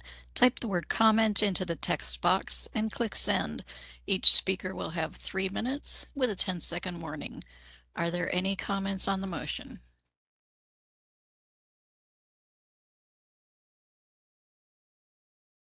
I do not see any requests for comments. Shall I close the public comment feature? Please do. Thank you. You're welcome. Thank you, everyone, for your time and attention. I turn the meeting back to you, President O. Thank you, Chair Serpa. Thank you for. Yeah, go ahead. Just for the statistics, which are on page 237 of the PDF, is any deviation from normal occurrence that board should be aware of with regards to number of cases under investigation or number of complaints? Is there anything that is unusual? So We haven't identified anything over the 6-month period. We'll be looking at it holistically at the end of the fiscal year like we typically do. We have seen some general trends looking at larger periods of time in terms of some of the types of cases. For an example, we have seen like a drop off, a decline in like a corresponding responsibility cases, those kinds of things. So we do look at those. Generally, the 6-month period's a little bit hard, but when we look back from like larger periods of time, we do see some kind of trending in that area. Thank you. Thank you for the question, KK. Okay, we're ready to move on to next agenda item 11, communication. And thank you, Chair Serpa, for your amazing work on the enforcement committee. I'll now turn the meeting over to Jason Wise, Chairperson for the Communication and Public Education Committee, to provide a report on the committee's effort. Jason, the floor is yours. Well, thank you, President O. On behalf of the Communication and Public Education Committee, I am pleased to provide the board with a summary of the committee's discussion from our January 2024 meeting. Thank you to my fellow members from our Southern California Bureau, Vice Chair Nicole Tebow, Renee Barker, Jose De La Paz, and KK Jha. Members, the committee is transitioning the board's website to a new design to create a seamless digital experience. During the January 2024 committee meeting, we received a presentation from staff on the website's progress. The state provides best practices, tools, resources, and implementation guidelines for the website and digital service community to implement state standards for usability, accessibility, and security. The standards establish requirements for design, content area, and footer. Members noted that the new template appears straightforward. Members commented that the calendar of meeting dates will be useful and improve ease of use. Members were advised that staff anticipates the transition will be ready by the end of April or the end of June at the latest. Today's meeting materials include screenshots of web pages that have been designed. Members, do you have any questions or comments? Seeing none, moving to public comment. There is no public comment here in Sacramento. So moderator, please open the WebEx. Thank you. And if anyone would like to make a comment, you may look for the hand icon and click that to raise your hand, or you may look for the question mark icon, click that, type the word comment into the text box and click send. Are there any comments on the presentation of the website?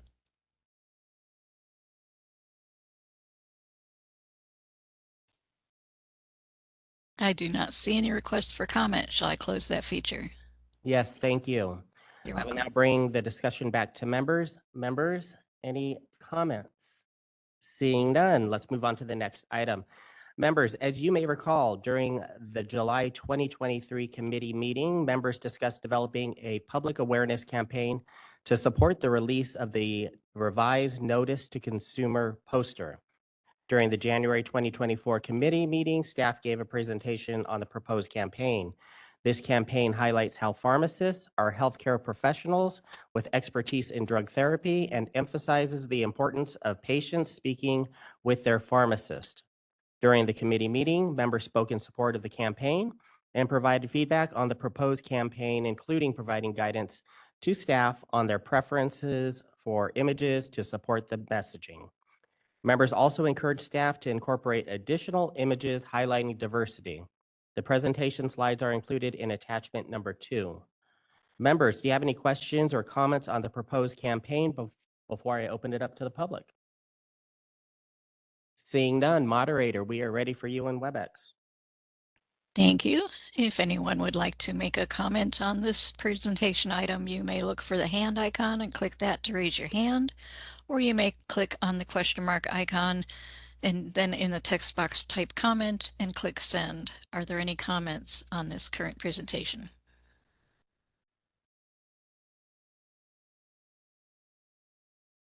I see no request for comment. Shall I close that? Yes, please. Thank you. Members, anything? No? Okay. Moving on. As part of the January committee meeting, we reviewed an update on staff activities. The committee was advised that the new issue of the script is scheduled for for early spring, and it will focus on new legislation and disciplinary actions. The October issue is available on the board's website. Staff also reported on outreach activities. An article on ISMP was included in the October 2023 issue of the Script as part of the educational campaign. In addition to the article, ISMP information has been placed on the board's website homepage under Important Information for Licensees. Other outreach activities include presentations offered by staff at colleges, the California Pharmacists Association, the California Pharmacy Care Association, annual meeting of the California Society of Health Systems Pharmacists, and the America's Physician Group Pharmaceutical Care Committee Conference, as well as staffing the booth at the Indian Pharmacists Association trade show. Members, do you have any questions or comments? Let's open it up to the public. Seeing no comments here in Sacramento, moderator, we're ready for you. Thank you. If anyone would like to make a comment, you may look for the question mark icon, click that, type the word comment in the text box and click send, or you may look for the hand icon and click that to raise your hand. Each speaker will have 3 minutes with a 10-second warning. Are there any comments?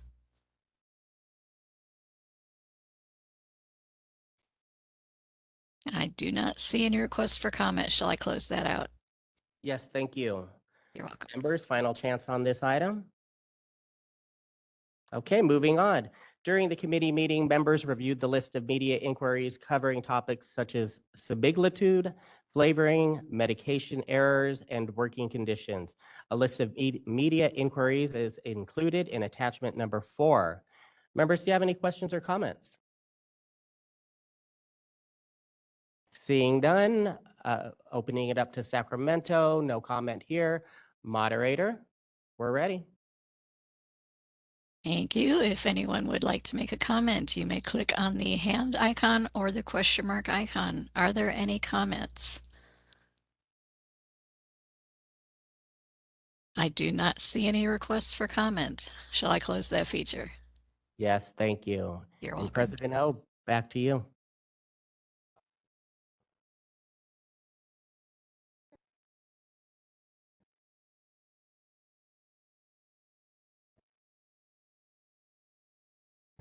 Sorry. We're almost there. Next agenda item is agenda item 12, approval of board meeting minutes. Members included in the meeting materials are draft minutes for 2 meetings. We will take them in the order included in the agenda. First is for November 1st through 2nd, 2023 board meeting.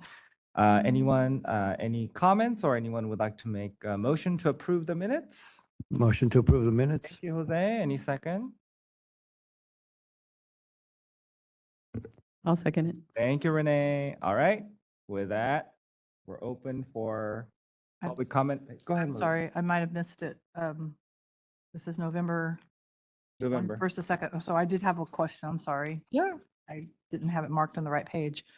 On page 25 of 42 of the minutes, it shows that I asked a question and I remember hearing a response, but the response is not documented in the minutes. So the question was about our discussion about petitioner hearings.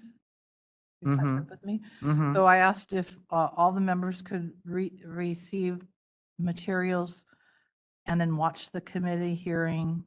And I believe the public comment was, the council's comment was no, that the records would not be sent to all members, but only to the committee. Okay, Corinne or Ann, who wants to take on this? Can you, again, So the direct me- situation was, we were talking about petitioner hearings. And the discussion was finalized that we would have it be a committee of the board. And so then my question was, for those not on the committee, so would all of the members of the board be able to get the materials before the committee of the board met so that we could watch the public presentation, not public meeting, and not participate on the committee, but have the materials in advance?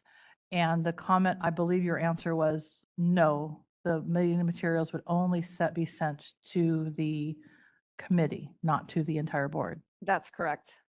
I think that just needs to be added to the minutes. Okay. So are you asking to have the minutes reflect that answer? I don't recall off the top of my head if that was, discussed I at remember we had that meeting or- discussion and that or was my later. recollection because that wasn't the answer I was looking for. So that's why I remember it. But it's not in the minutes. So I just think the minutes need to So- say no. So my question is here, the answer would just need to say, If it's agreeable, staff can go back and re-watch that portion of the meeting and then update as appropriate. Yeah, And we since can this work is- with council offline if that's This okay. is the minutes from the meeting. I think at the meeting, I don't think we had an answer though. So I guess. Yeah, that's why I asked the question, because Okay. I didn't recall Okay. if that answer might have come Okay. later. oh, might have been later. Okay, thank you. Okay, Thank all you. right. I'm ready. Is everyone good to go? Okay, we're ready for public comment. Ann? DCA Ann? Thank you. And if anyone would like to make a comment about the minutes, you may look for the hand icon or the question mark icon. Click that and you will have 3 minutes to speak with a 10-second warning. Are there any comments on the minutes?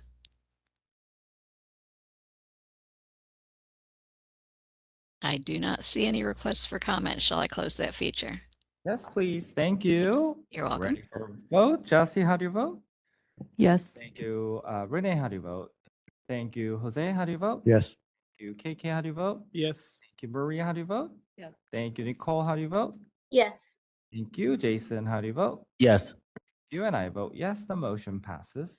Next draft minutes are for December 13th, 2023 board meeting. Again, members, any comments or anyone would like to make a motion to approve? Motion to approve. Thank you, Jose. Anyone second? This I'll is second. Nicole. I'll second. You know what? Well, let's have Nicole second. Thank you, Nicole. Appreciate it. With that, any public comment? Nope, not in Sacramento. We're going to go for public comment in WebEx. If anyone would like to make a comment, you may look for the hand icon or for the question mark icon, click it, type the word comment in the text box, and click send. Each speaker will have 3 minutes with a 10-second warning. Are there any comments? I do not see any requests for comment. I can close that feature. Yes, please. Thank you. With that, we're ready for a vote. Jesse, how do you vote? Yes. Thank you. Renee, how do you vote? Yes. Thank you. Jose, how do you vote? Yes. Thank you. KK, how do you vote? Yes. Thank you. Maria, how do you vote? Yes. Thank you. Nicole, how do you vote? Yes. Thank you. Jason, how do you vote? I'll abstain. Thank you. And I vote yes, the motion passes. All right, next agenda item is 13, Organizational Development Committee. Moving to agenda item 13, this report is for information only, so I will keep my comments brief and open up for board and public comments at the end. Meeting materials also include updated information on the board's budget for the current fiscal year for 6 months, which began on July 1st. The board's authorized expenditures are anticipated to be about $34.1 million. The largest expenditures include personnel, pro rata, and enforcement and facilities. Board's fund condition indicates that it is projected that the board fund will slowly decrease, however, at a slower rate than was provided to the board in the board's fee audit. According to the report provided by the DCA, the board's fund currently has 6.1 months in reserve. As a reminder, under the provisions of Business and Professions Code Section 4400 P, the board shall seek to maintain a reserve equal to approximately 1 year's operating expenditures. Board member attendance and mail vote information is included in attachment 2 and 3, and I'm truly grateful to all the board members for their time and commitment to protecting California consumers. Lastly, the board currently has 10 vacant staff positions. Recruitments are ongoing. I receive regular updates on recruitments as part of our weekly meetings with the executive officer and monthly as part of our organizational development committee meetings. There are also 3 board member vacancies. The meeting dates for 2024 are included in attachment 4. All right, members, having heard all the report items, anyone have any comments? Just a question. What are the 3 vacancies that we have on the board right now? There are 2 public member positions and then the licensee position that's community chain dedicated. Great, thank you. Thank you, Jesse. Any other comments, questions? All right, we're ready for public comment. Anne? Thank you. If there are any questions, let's see, there is a request to see the slide that covered 12C.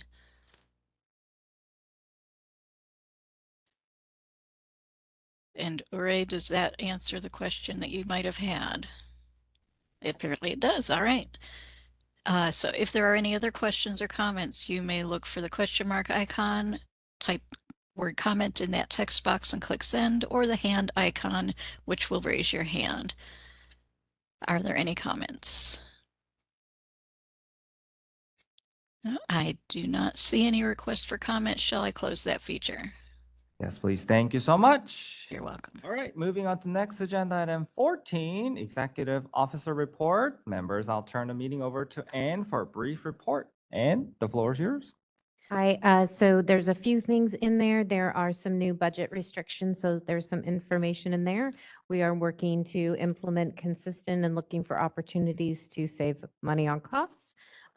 There is also information on the status of various regulations, in addition to the 4 that staff or that the board took action on.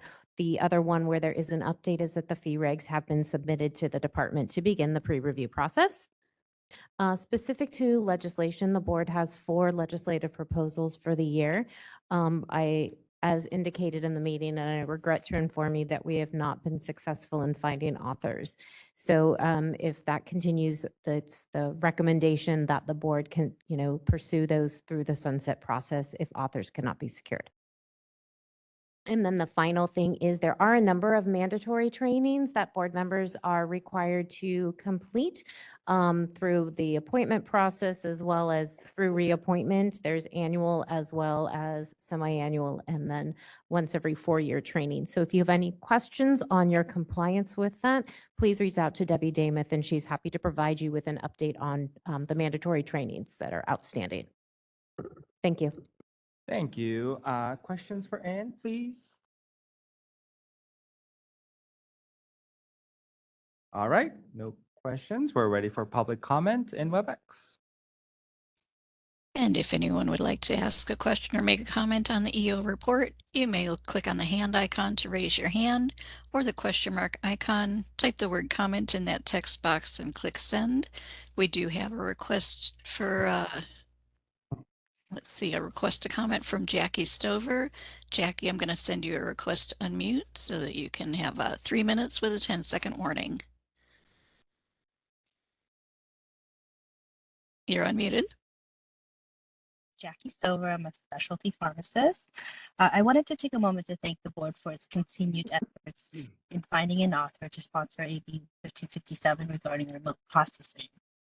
As you may be aware, the sponsorship of the updated amendment is still very prevalent in its urgency concerns. I do have a few questions. Has the board touched bases with any potential sponsors? And has the back language been written before the deadline of January 19th? If the board has been in communication with a potential sponsor, is there anything that we can do to help expedite this process before the February 16th deadline to introduce the bill? And then lastly, is gut and amend another avenue the board would be open to take to have this bill go through the legislation process? Once again, thank you for your attention on AB 1557 regarding remote processing. Thank you for the comments. And let's see, Ure was asking if there was a B or a C section for this item. The agenda is available on the website, Uri.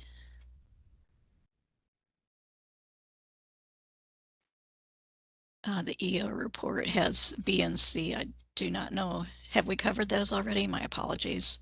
Yes, it's been covered, Okay. Evan. Yeah. All right, fantastic.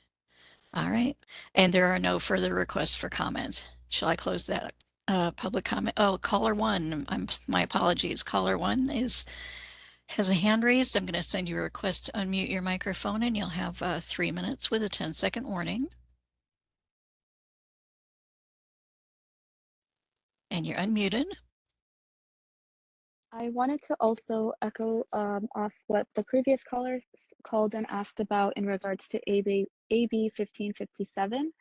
I'm very interested in knowing more details in regards to this process and what the Board of Pharmacy has already completed and what needs to be completed. As a public member, it's very informative to understand the details the Board of Pharmacy is going through to secure AB 1557, and I would love to be in communication with the process and what the Board of Pharmacy has already tried and what we can try. And if there's anything that the public member can also do to help expedite the process, can that be communicated to us? All right, thank you so much for your time. Thank you for the comments. I usually don't answer questions, but just so that, just making a general statement, AB 1557 has already passed and signed by the governor. That the legislation that we are hoping to secure is going to be a brand new legislation that we are seeking authors. All right, with that, we're ready for next agenda item. Agenda item 15, update from the Department of Consumer Affairs. I'd like to welcome Judy Bucciarelli. Bucciarelli. I apologize. Staff Services Manager with the Department of Consumer Affairs to provide an update from the department. Thank you for hanging in there all day with us. Okay, you're welcome. Appreciate it. Not a problem. Okay, well, you just introduced me, so I'll just move on.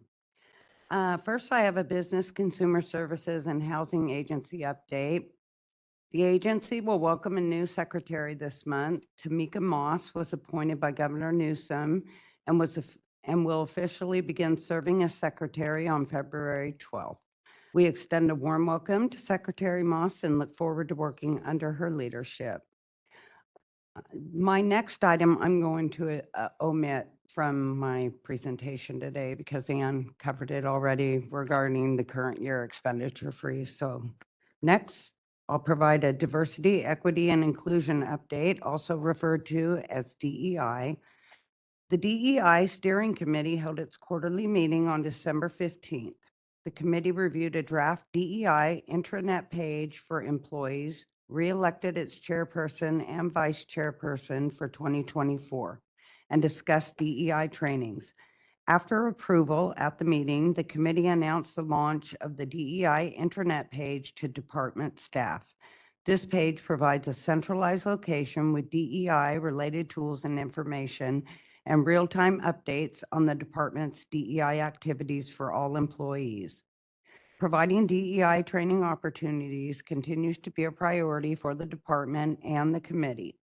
DCA is pleased to offer board members a DEI training on how leaders navigate DEI dialogue in the workplace. The training is recorded and can be taken online at your convenience via the DCA's learning management system.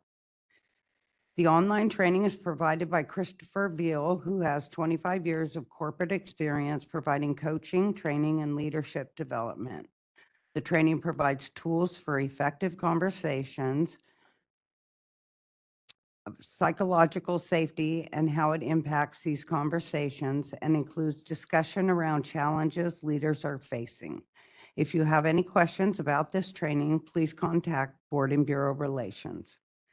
The DEI Steering Committee would like to continue to learn and showcase the DEI activities of DCA's boards and bureaus. If your board has DEI efforts and achievements to share, please send them to DCA Board and Bureau Relations.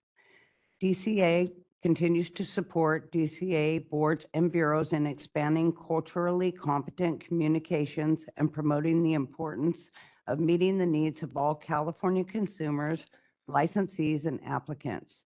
The latest issue of DCA's Consumer Connection magazine includes articles with information important to consumers, including a feature cover story translated into 3 languages. To further the reach of this information, the magazine is available on the DCA homepage. Printed copies of the magazine are also available, and you may contact Board and Bureau Relations for more information. DCA held an active threat assessment training for board and bureau leadership teams on February 2nd. California Highway Patrol Officer Byron Wong provided the training where participants learned about steps that can be taken in the event of an active threat. DCA plans to explore providing this type of training to all board members and staff in the future. Next, I have a legislative implementation update. First, federal professional license portability and state registration. The department successfully developed and launched a new process and portal in support of its service members and their families following new federal and state laws passed in 2023. Known as the Federal Professional License Portability and State Registration Portal, this new DCA online portal allows boards and bureaus to accept online requests from military service members and their spouses who currently hold a valid license in good standing in another state, district, or territory to register their practice in California within the same profession or vocation if they relocate to California because of military orders. This online portal allows DCA boards and bureaus to timely receive, track, and review requests to ensure compliance with federal and state law. Registrations are required to be approved within 30 days of board or bureau receiving all the necessary documentation. In addition, DCA's military resources webpage and board and bureau licensing webpages were updated with federal professional license portability and state registration information. Currently, there are 21 individuals who have registered using this portal and are authorized to practice in California. DCA has shared the new portal with representatives from the United States Department of Defense, California Governor's Military Council, California Department of Veteran Affairs, and the California Military Department, as well as relevant legislative committee staff. DCA also provided an outreach toolkit to each board and bureau to share social media updates and listserv emails regarding the launch of the new portal with stakeholders. SB 372 Menjivar was signed by Governor Newsom in September and became effective January 1, 2024. This bill requires DCA boards and bureaus to update license records if they receive government-issued documentation demonstrating a legal change or name or gender for gender transition or domestic violence reasons. This bill allows licensees to request their prior name not be published online in connection with the license or the current name and establishes a process for individuals to access a licensee's enforcement records under their prior name. This required DCA to ensure the previous name does not appear in connection to the new name on the DCA online license search, while also ensuring that any previous disciplinary records follow the individual so consumers can contact the board or bureau to obtain the previous discipline information without allowing the new name to be associated with the previous name online. DCA developed a new webpage and global forum that licensees can use to request this new confidentiality. DCA also distributed an outreach toolkit with messaging for board staff to use when receiving questions from licensees and the public. Next, I have a Bagley-Keene Open Meeting Act update. On February 2nd, DCA provided guidance to its board and bureau leadership on the Bagley-Keene Open Meeting Act amendments to the teleconference meeting requirements, which took effect on January 1. The guidance included a general overview of the traditional in-person and teleconference meeting requirements and a detailed discussion of the legal requirements and best practices for conducting meetings using the two new teleconference meeting procedures. DCA is here to help boards and bureaus navigate the new requirements. Please direct any questions about the requirements for teleconference meetings to board or bureau legal counsel. Looking ahead, DCA invites presidents and vice presidents to attend the department's annual president's training on February 22nd from 10 a.m. to 12:30 p.m. This virtual training will outline the role of a board president, including understanding the scope of the role, managing board members, communicating with the executive officer, and performing administrative duties. This training not only provides valuable information from DCA staff, but it will also include a panel of prior DCA board presidents. Their knowledge and expertise will provide insight into the significant roles a board president and vice president play on DCA regulatory boards. They will also be able to answer questions. This training is not only for members who are new to the role of president and vice president, but also for those who have served in the role for 1 year or more. Learning from each other is a large part of this training. An invitation was emailed to all board presidents and vice presidents last month, and we look forward to seeing you soon. I appreciate your time today. This concludes my DCA update. And I'd like to thank you for your dedicated service to protect the consumers of California. And now I'll hand it back to President O, and I welcome any questions from the board. Thank you, Mr. Bucciarelli. Any member comments or questions for Ms. Bucciarelli? All right, seeing now, we're ready to open for public comment and WebEx. Thank you. We've opened up the WebEx Q&A and hand raise features to facilitate public comment. If you'd like to make a comment on DCA report, you can either click on the hand icon to raise your hand, or you can click on the question mark icon, type the word comment in the text box and click send. Each speaker will have 3 minutes with a 10-second warning. And we do have, let's see, one question typed into the chat box, which asks, what did the speaker mean that AB 1557 passed? What is the next step to get us to work remotely? And then I understand this is not a question and answer period. So I will move on to the next request for comment, which is from Maria. And Maria, I'm going to send you a request to unmute your microphone so that you may have 3 minutes with a 10-second warning. I'm sorry, I'm looking to do the public comment for items not on the agenda, so I'll wait. Okay, I'll come back to you then at that time. Thank you. At this point, I do not see any further requests to comment on the DCA report. Shall I close that feature?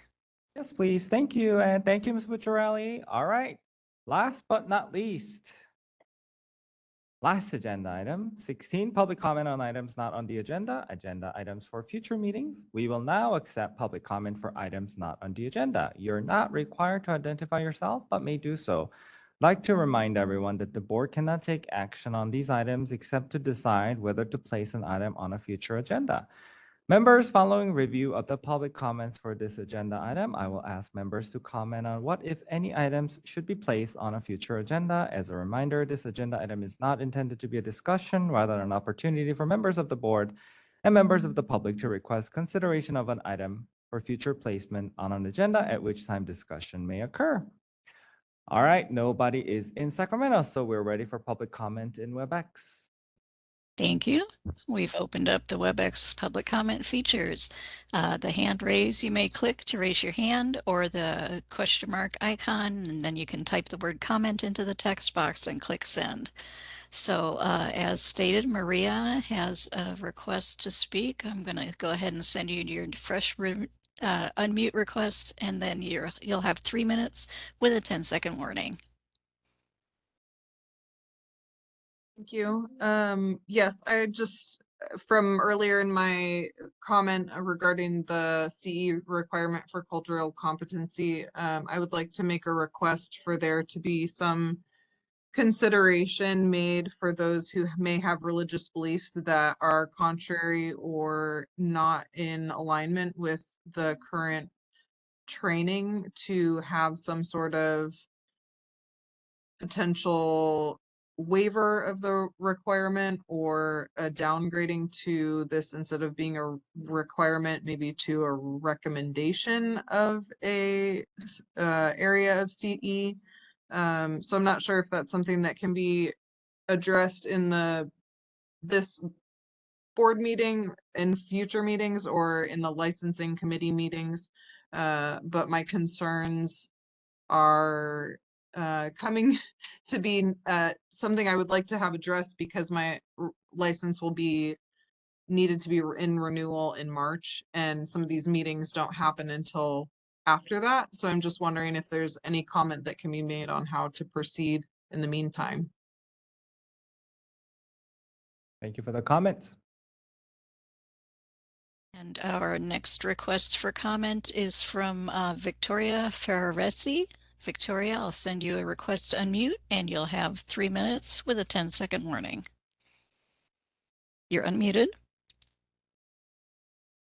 I'm Vicki Ferraresi, a registered pharmacist.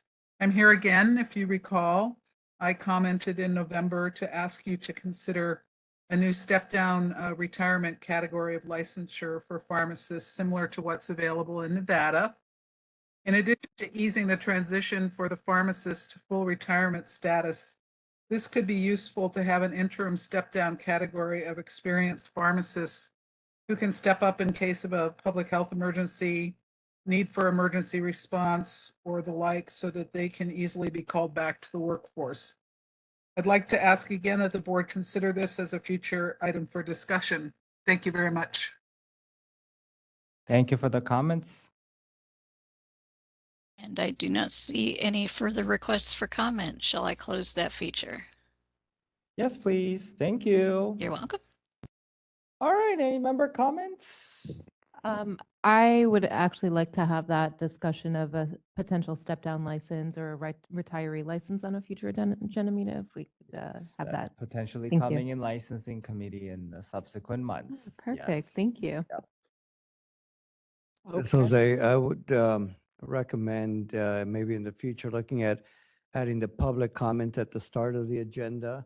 Like that offers a structured time for participants to just to get more participation from the public versus kind of hanging out and let's see when it comes up for them to just contribute. So I would say at the beginning of the agenda, right after, roll call. Yep, thank you, Opening it up. Jose. Today was just a little bit of an odd day due to some. But it's just more structure, right? They could carve out that first hour of their day, join, give their comments, and then move on with their day if they don't want to participate on the rest of the agenda. Sounds good. Thank you. Okay, with that, we're adjournment. Thank you everyone for participating in the meeting today. Again, I cannot thank all the members for your dedication to the California consumers. Also, the board thanks sincerely to all the stakeholders and participants in this meeting. The meeting is adjourned. We'll see you all in April. Thank you.